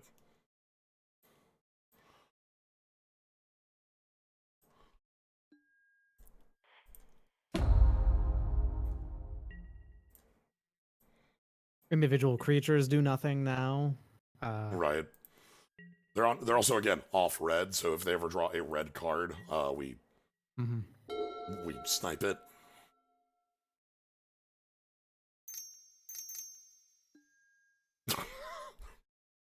Oh, okay. There's the black.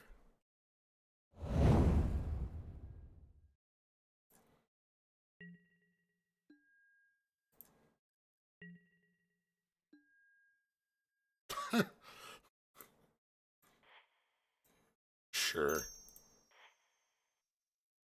Okay, so I guess this is actually the real theme of this deck. It turns out I didn't even think about it. It does have 4 planeswalkers in it. Mm-hmm.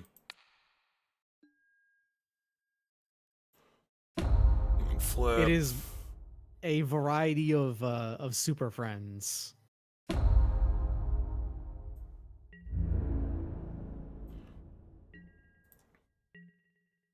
So I'm holding back the Riftwing Cloudskate specifically so that I can have Garrick minus and not die. And the minus is going to sack like a 4 hanger back. That's the idea here.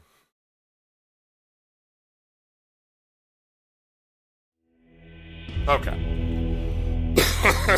Alright, that was a pretty decently long game 1, and yeah. Pretty just kind of like Naya mid-range. Yeah, they have like ramp tools and like a lot of token-based stuff. You can see like Hermit, Souls, Fable, Skull Clamp, Hellrider says you're going wide. So yeah, we're looking at obviously all the stuff we have in here. Anything bad? It's not gonna pull weight. This is the kind of matchup where the target removal is good. Maelstrom Pulse especially is great here. Yeah, pulse on tokens can, like we saw in round 1, do a lot of work.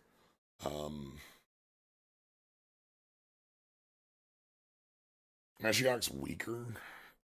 Ashiok is weaker here, but also can like at the same time, Ashiok also just gains a ton of loyalty, diverts damage from you to them, and still tears apart your opponent's deck. The big thing I'm thinking is that I can actually play their bodies off it. That true. Yeah, that too. So maybe it's still fine.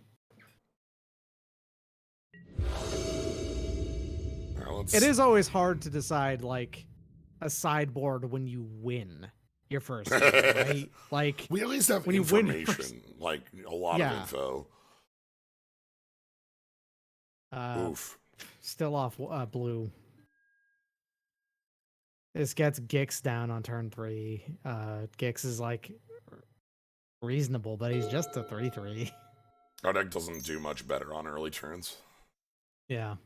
That's just, oh boy. Figure of Destiny. That's a good one out of them. That's like, we're looking for Fatal Push. We're looking for... Okay, that's... Okay, Bitter Blossom's pretty alright.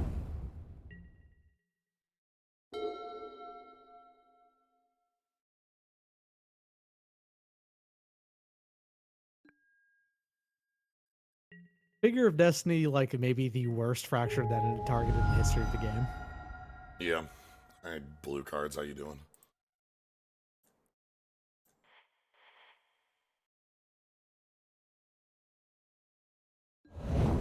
I guess if you're playing very heavy white blue, it wouldn't be that bad because you'd still be able to activate it. But we're splashing this white, and we only have like what 3 white sources in the deck, so at best we get to step 2.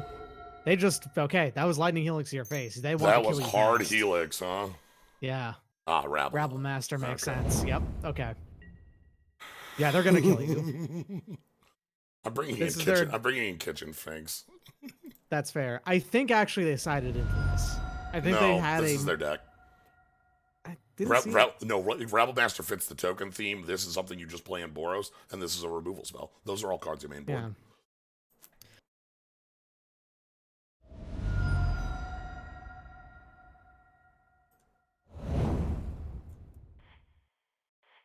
All right.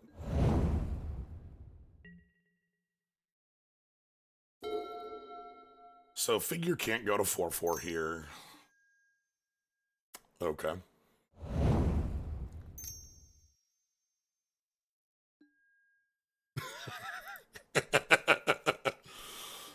Yeah, that's fine.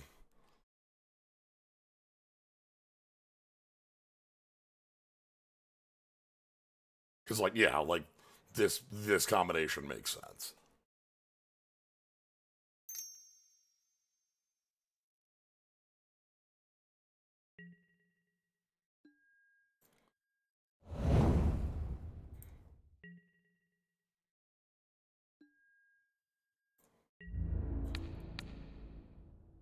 Okay. Well, okay. If Did they if you miss the stop land? them in their tracks, that's good. Did they miss the land drop off of Skull Clamp? They missed land drops last. They might be doing like No, there it is. land, Okay. 14 land, 15 land. Sure.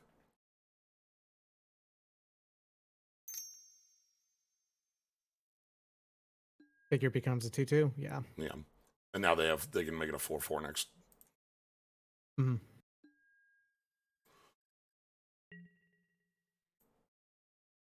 Come on, blue. Yeah, That can fetch blue. That can fetch. That can fetch blue. That does it. Well.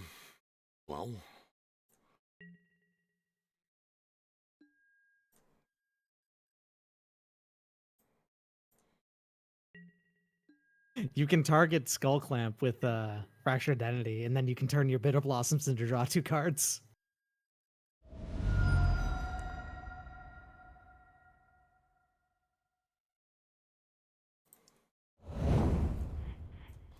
We are paying a little bit of life here.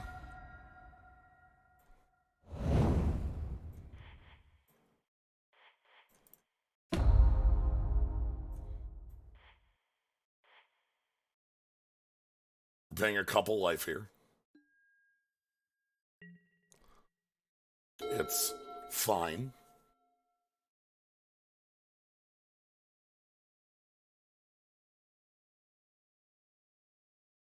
Gix is a May. Yeah, Gix specifically is. Controller may pay 1 life if they do draw a card. They don't like Gix being a May makes sense. Modern. That's an effect that would kill you too hard. Well, also in the situation. This is made for multiplayer. It makes players that hit opponents draw cards. The idea is that you're trying to incentivize you're trying to incentivize your opponents going after other players. Mm-hmm. No, if you fracture hero, it's always a 1/1. You'd have to pay the mana to turn it into something bigger, and you can do that, but you just have to have the white sources.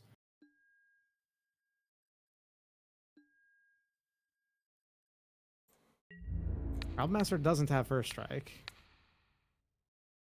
If they want to make the figure into a 4/4 to hit me to 6, it's their entire turn. That's why I assume it's not happening. Obviously, we have a problem, but Yeah. It's not good, but it's what you got. we're dealing with it. If their play is a 4-drop or a 5-drop that does nothing, like, if it's dazeable, but it just has a come into play do nothing, I'm going to not daze it and I'm just going to fracture. Mm-hmm. But yeah, no, cards printed in the last, 15 years will almost always contain, a May or a thing like that, unless they're, specifically either, a reference to an older thing, or, the card doesn't function, unless it is always on. Gix's mechanic there, I feel like actually makes more sense as a May anyway. We're just clamping for cards. That's all we're doing here. I do think they're digging for lands. Yeah, I think. All right, Misty. Yeah, I think your opponent's probably playing a straight up 15 land deck, right? They might be playing. Well, here's the problem. I'm not certain because they're also playing 5s. I don't think you can play a 15 land deck and play a 5-drop, a 4-drop, a 5-drop, a 5-drop. That's tough. But we've also seen them really struggle on lands. So, okay, we got Forest. That means this is dazeable. Not quite. Deals 1 damage to any target. Damn it. Equip figure with Skull Clamp.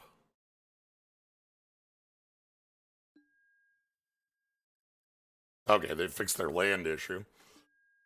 They're not going to equip figure with Skull Clamp.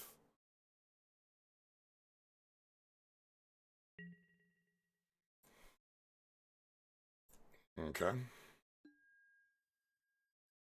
Would Ren and 6 be really good if we controlled them? Not particularly, right? I don't think so. Yeah. I don't think they're particularly game-changing to control. Sucks, but we can just kill Ren and 6 too. I can just go to combat and deal full damage. I don't care about, if they have monetize their swords, I can daze, so that's not really an issue. I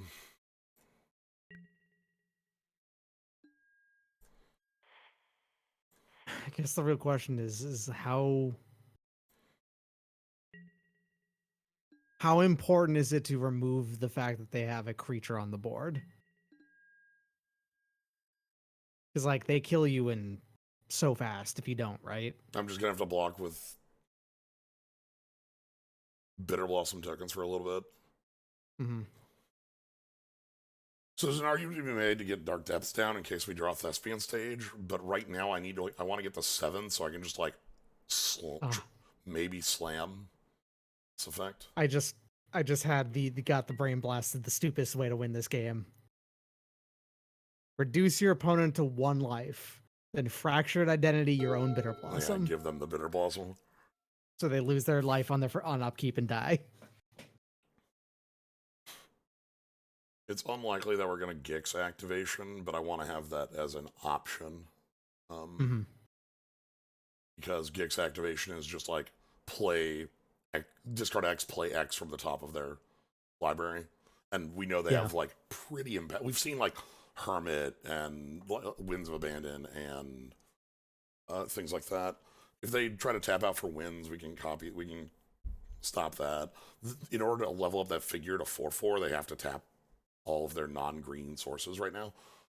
They have a fetch plus 7 unknowns in hand, and we can assume a good chunk of those unknowns are non-lands because they've been kind of funky on playing lands. We have a problem of our life total, but we just kind of have to play with what we got. Fairy Rogue token is going to be blocking a lot of the time here. The losing 1 life per turn is in exchange for not taking dying. 4 damage per turn. Okay, sure. This is a good duel for them. We have to block. They drew that. Well, they were sitting there thinking, like, do they want to play untapped land or tapped land there, right? Like, that's... So we have to block, because if we don't block, we take 4, and we go to 3, and then Bitter Blossom will kill us. Again, we're looking for are they going to skull clamp their figure? Powerful. Holy what do they want? Shit, are 9 cards in hand. What are you looking for? This might be the best days in the world, actually. I know they have lands. End step discard 2? Are they looking for burn?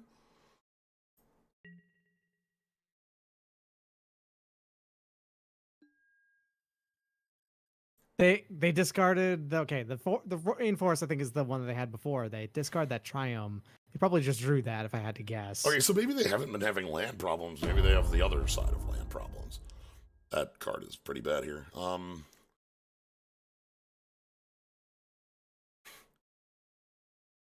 This is instant speed, right? Yes. It's instant speed.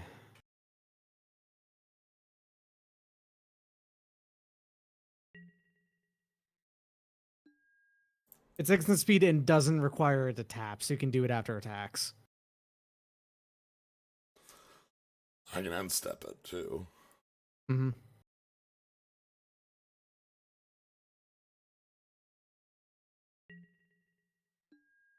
I'm not drawing cards off this, by the way. No thanks. Like, drawing cards lets me dig deeper with that, but, like, I'm at 6 with a Bitter Blossom in play and holding Infernal Grasp. Is there a spell that deals damage based on okay. The answer is yes, but it's in red-blue. Also, like, they're not in the cube. Yeah, you're not playing that in the Vintage Cube. You'd play that in, like, a Grixis Cube.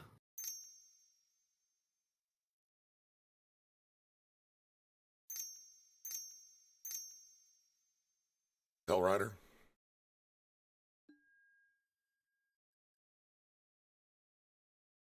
Target creature. Chandra doesn't go to face. Yeah, it does. Oh, the +1 does. Okay.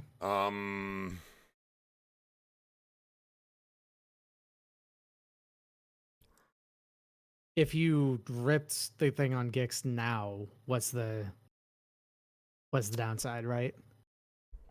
We have to find a life gain. Mm-hmm.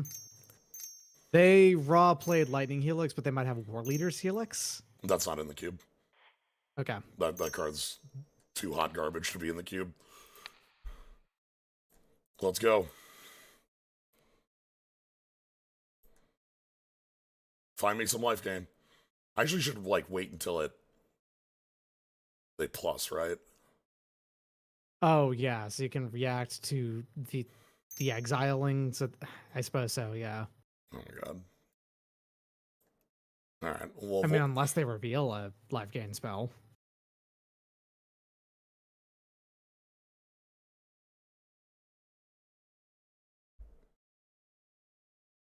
Nah, screw it. Let's just. I'm thinking too hard on this. Let's just do it. Because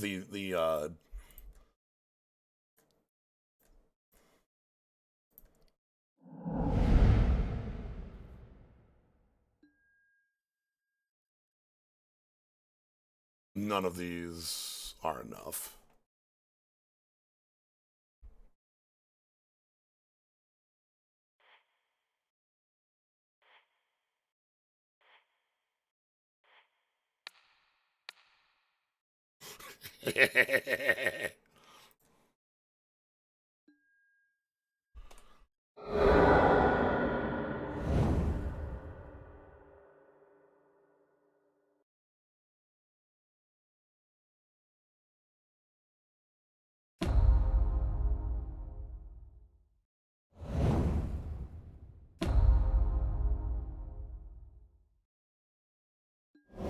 Hey, survived till turn 7. I guess a pretty aggressive start. I'm happy we got the kicks. But yeah, they just burned us out. Okay, so Hi, my name is Kitchen Finks. I exist to gain 4 life and frown. That's what you're here for, and that's it. Mm-hmm. Could try Umazawa's Jite, but like we don't have a lot Who to holds equip. it? Like, what am I equipping that to?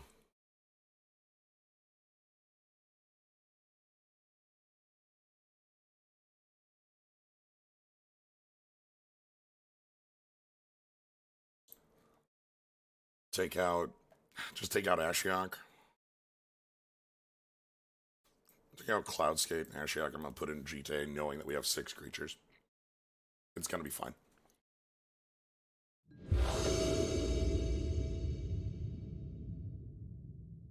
Tropical Island, Verdant Catacombs. So you can actually Maelstrom Pulse, like that. Actually, this is a pretty good hand. Yeah.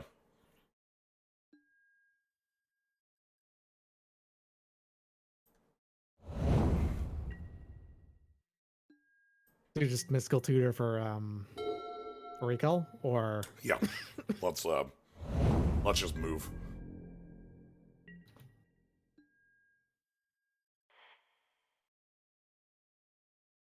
Nice skull.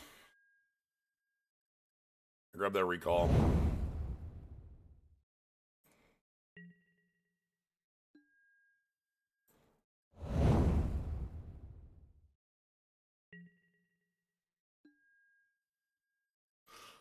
Alright, and then if I need to fetch anything, I also can vamp tutor for whatever, so.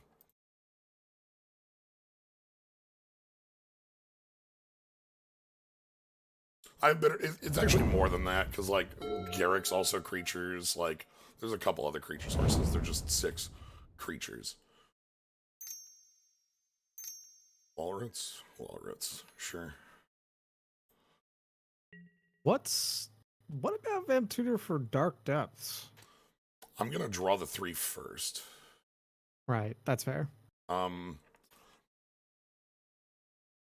Yeah.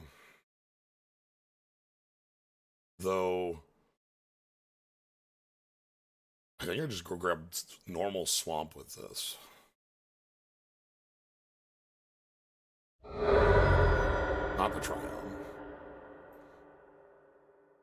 Alright. Okay.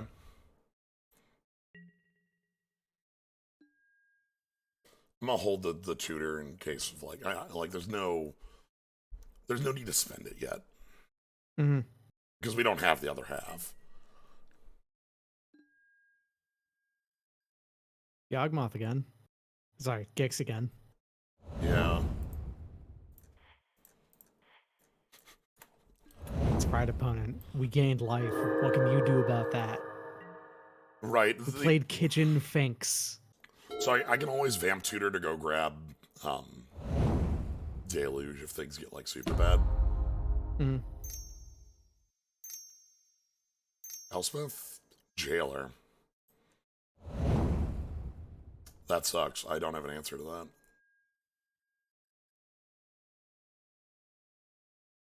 Like, at all. Yeah. Your opponent's gonna draw a few cards off that. And there's, like, you can't Maelstrom Pulse it to stop it. That's not how the card works. I could go Vamp Tutor for, God, Bitter Blossom or something like that. I don't know. That's not good.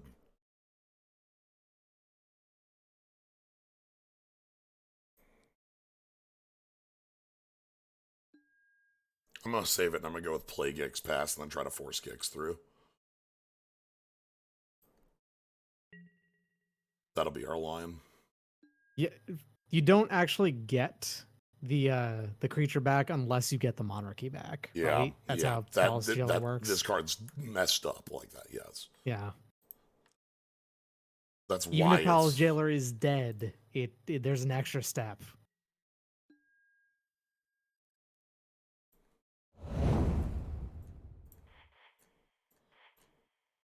Yeah.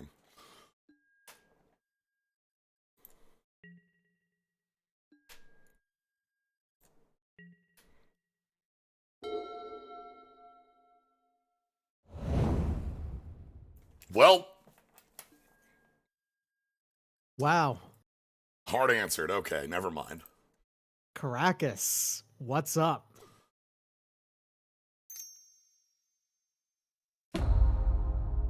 It's been a while since I last saw Caracas being played to like just completely screw over someone playing legendaries. Mm-hmm.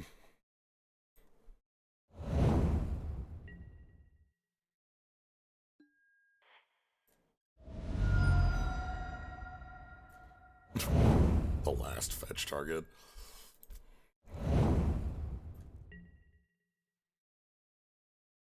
So fetching for Deluge actually isn't a bad idea now. And then you're just gonna have to depend on Mulldrifter to get in. Which takes 2 full rounds to do. Yeah, but like, what's your alternative? Play Mulldrifter and hope they don't have removal, which is the Fool's Gambit, so that ain't happening. The Monarchy's going to lose us this game. We do not have an answer to it.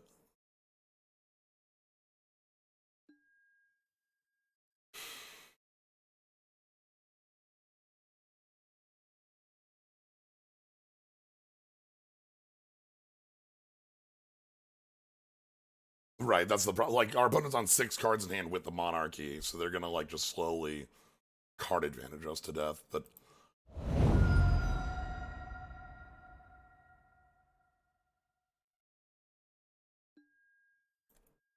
Alright, so we only have to pay 3 life here. Yeah. There's nothing like they're not gonna give anything toughness here. This is just 3 life. Yeah, I was just checking the wall roots to make sure it was just 3. Okay. Mm-hmm. Well, yeah, we're basically, like, really leaning on Mulldrifter Pulse here. If they, like, land Hermit, we can just, like, pulse the tokens.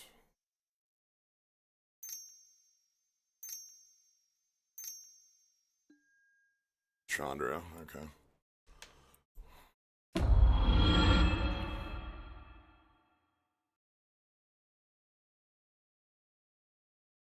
That burns the hell out of That's gonna slowly burn us down. Okay. and kills your Mulldrifter and a whole bunch of other things. We have many problems here. Mm-hmm. Funnily enough, I can't even get them with Dark Depths. Huh. Yeah, Marilade is a legendary token. That ship sailed the moment we got Caracas down there, so.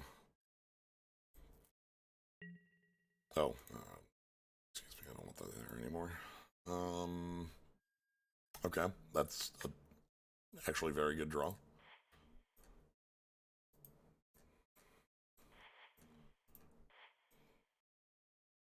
I obviously want them to spend, like, mana into figure before I do that, but that is something that can happen. Okay, days.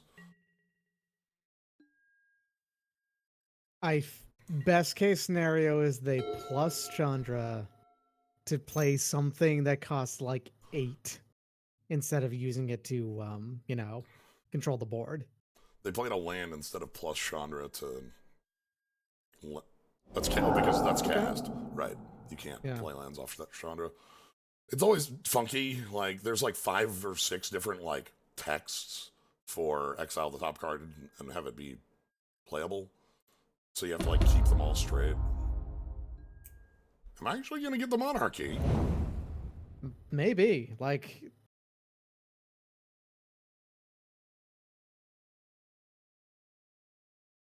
But no, they're just going to burn Mulldrifter out, right? Or, yeah, there it is. Uh-huh. But they went down to... Oh, nice. They should have done this first. Okay, I'm the Monarch.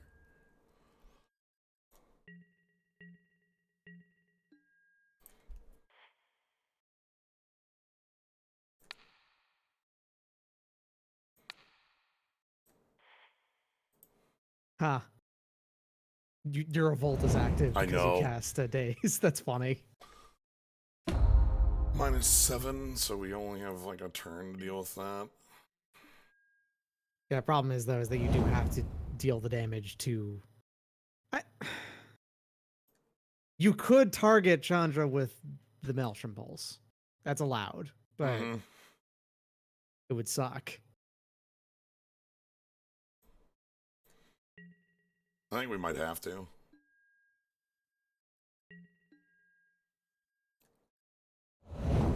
You'll lose your Mulldrifter otherwise. Here's the thing. How are they combating me back? Mm-hmm. It is Kitchen Finks on the board. And they can continue to bounce You can pay kicks, the one. but... Oh! There's something that actually works really well against Caracas. Now we're talking. By the way, with Gix on board, I now have the threat of untap Gix. Which, like, you know, maybe they feel like they have to tap out with a... They discarded 2... Okay, so they just went bounce. They have Rainforest, Ember, Shieldbreaker that they discarded to draw 2 off of the Fable. They have to double burn down Kitchen Finks if they want to get in for combat damage. Or have, like, Swords to Plowshares or something. Hellrider. You know, another hasted creature. Hi, Hellrider. Hellrider is a 3/3 though. That's guys to Kitchen Finks. It must have... So they can They're kill Kitchen Finks. No, they're just attacking with 2 creatures to steal the Monarchy back. Yeah, okay. Or they're gonna, like, Lightning Helix it, and then, like... Clamp to... Oh, Clamp to make... Clamp is just gonna be here to draw a card when you block. Or rather, you're gonna block damage. the Hellrider instead, right? So, Absolutely. yeah. The trick here is that I'm going to...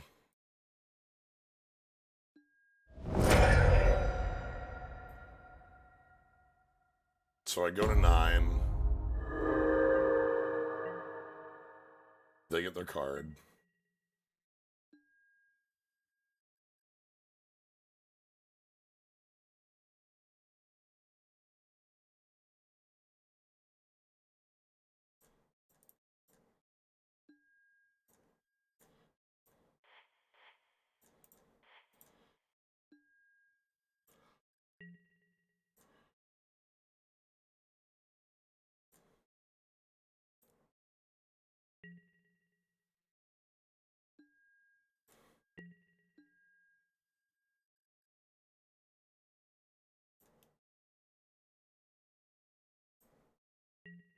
I don't think I can afford the...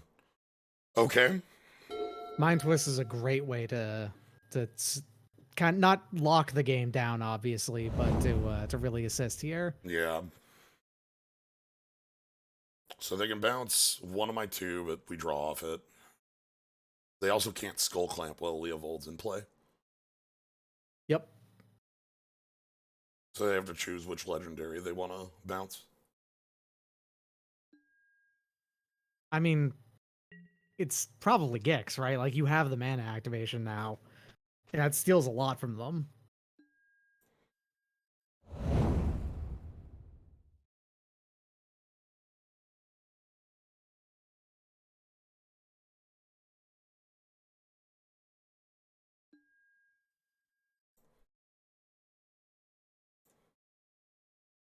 Okay. Again, because of, you know... Yeah, it doesn't work because of Caracas, but there it is. Yeah. We would have to, like, catch them. You'd have to, you would have to pay all of the mana into Dark Depths, get it down to, so like, 1 counter left, then get yourself the second one. So I'm doing risky business here. They could just burn me out. I went to 6. However, if Gix survives, I can just untap and cast 6 cards off their deck.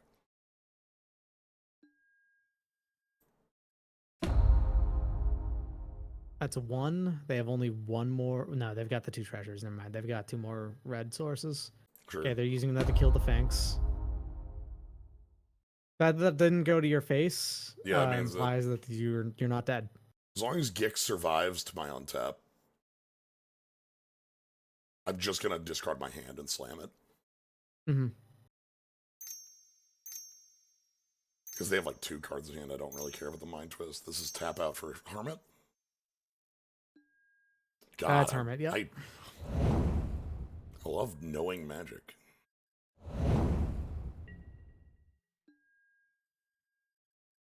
All right. Come on, slam. Let's play 6 cards from your opponent's deck.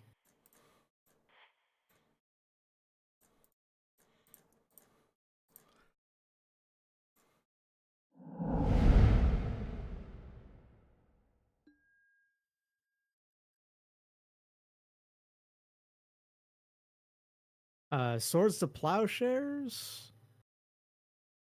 This ain't great, actually. No, these are some really bad cards. This is, I don't even want to face this. Pretty rough. That is not the 6 I wanted to see. Pretty sure I'm dead here.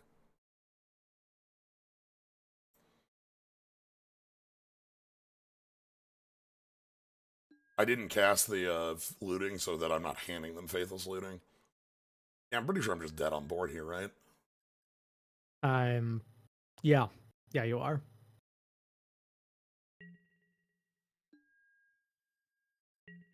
Whatever. Because they have 5 attackers.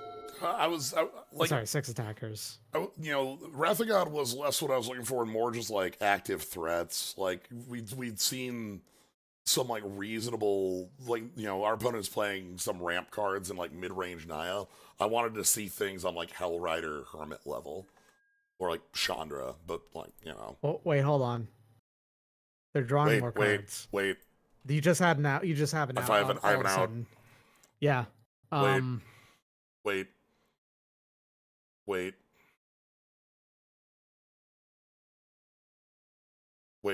Do it again. Opponent, do it again. They're digging for the burn spells. Yeah. Because they can char Lightning Helix kill us, right? So they've already played the char. Well, cards like it. Like, we know Lightning Helix exists. Lightning Helix would be enough to kill us in combat. Oh my god, alright. Okay, so we need basically for the... One more time. Lightning Helix has to be the last card of their deck. Yeah, it needs to be the last card in their deck. Actually, no. They don't have enough now. Well, okay, yeah, obviously.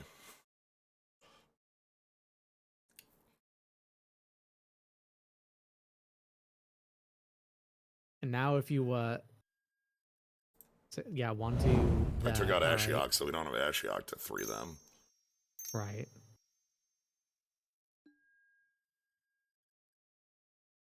Kicks would have to be on the board to mill out. Why is this not kicked?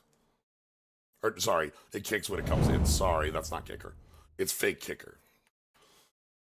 So they're going to kick. It's part of that weird sequence. Yeah, so the way this works is that this is like a like fake Snapcaster. So they're going to be able to... This does get them the burn spell. We're like dead on board. We're like hyper dead now.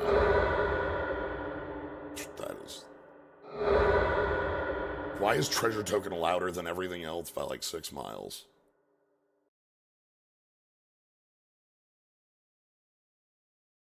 Maybe I should have given them the Faithless Looting. That was a mistake, clearly.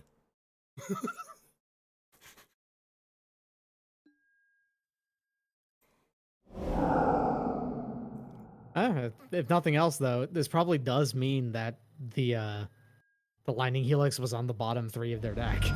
Yeah, so they just face that and then attack with the bodies they have. This game went surprisingly close. That's the way I put it. Like, obviously the Monarchy just cut us down. Like, that's Palace Jailer. That's Palace Jailer, right? Like, we don't have the creature count to, like, unless we literally turn 2 Bitter Blossom, we don't have the creature count to contest that.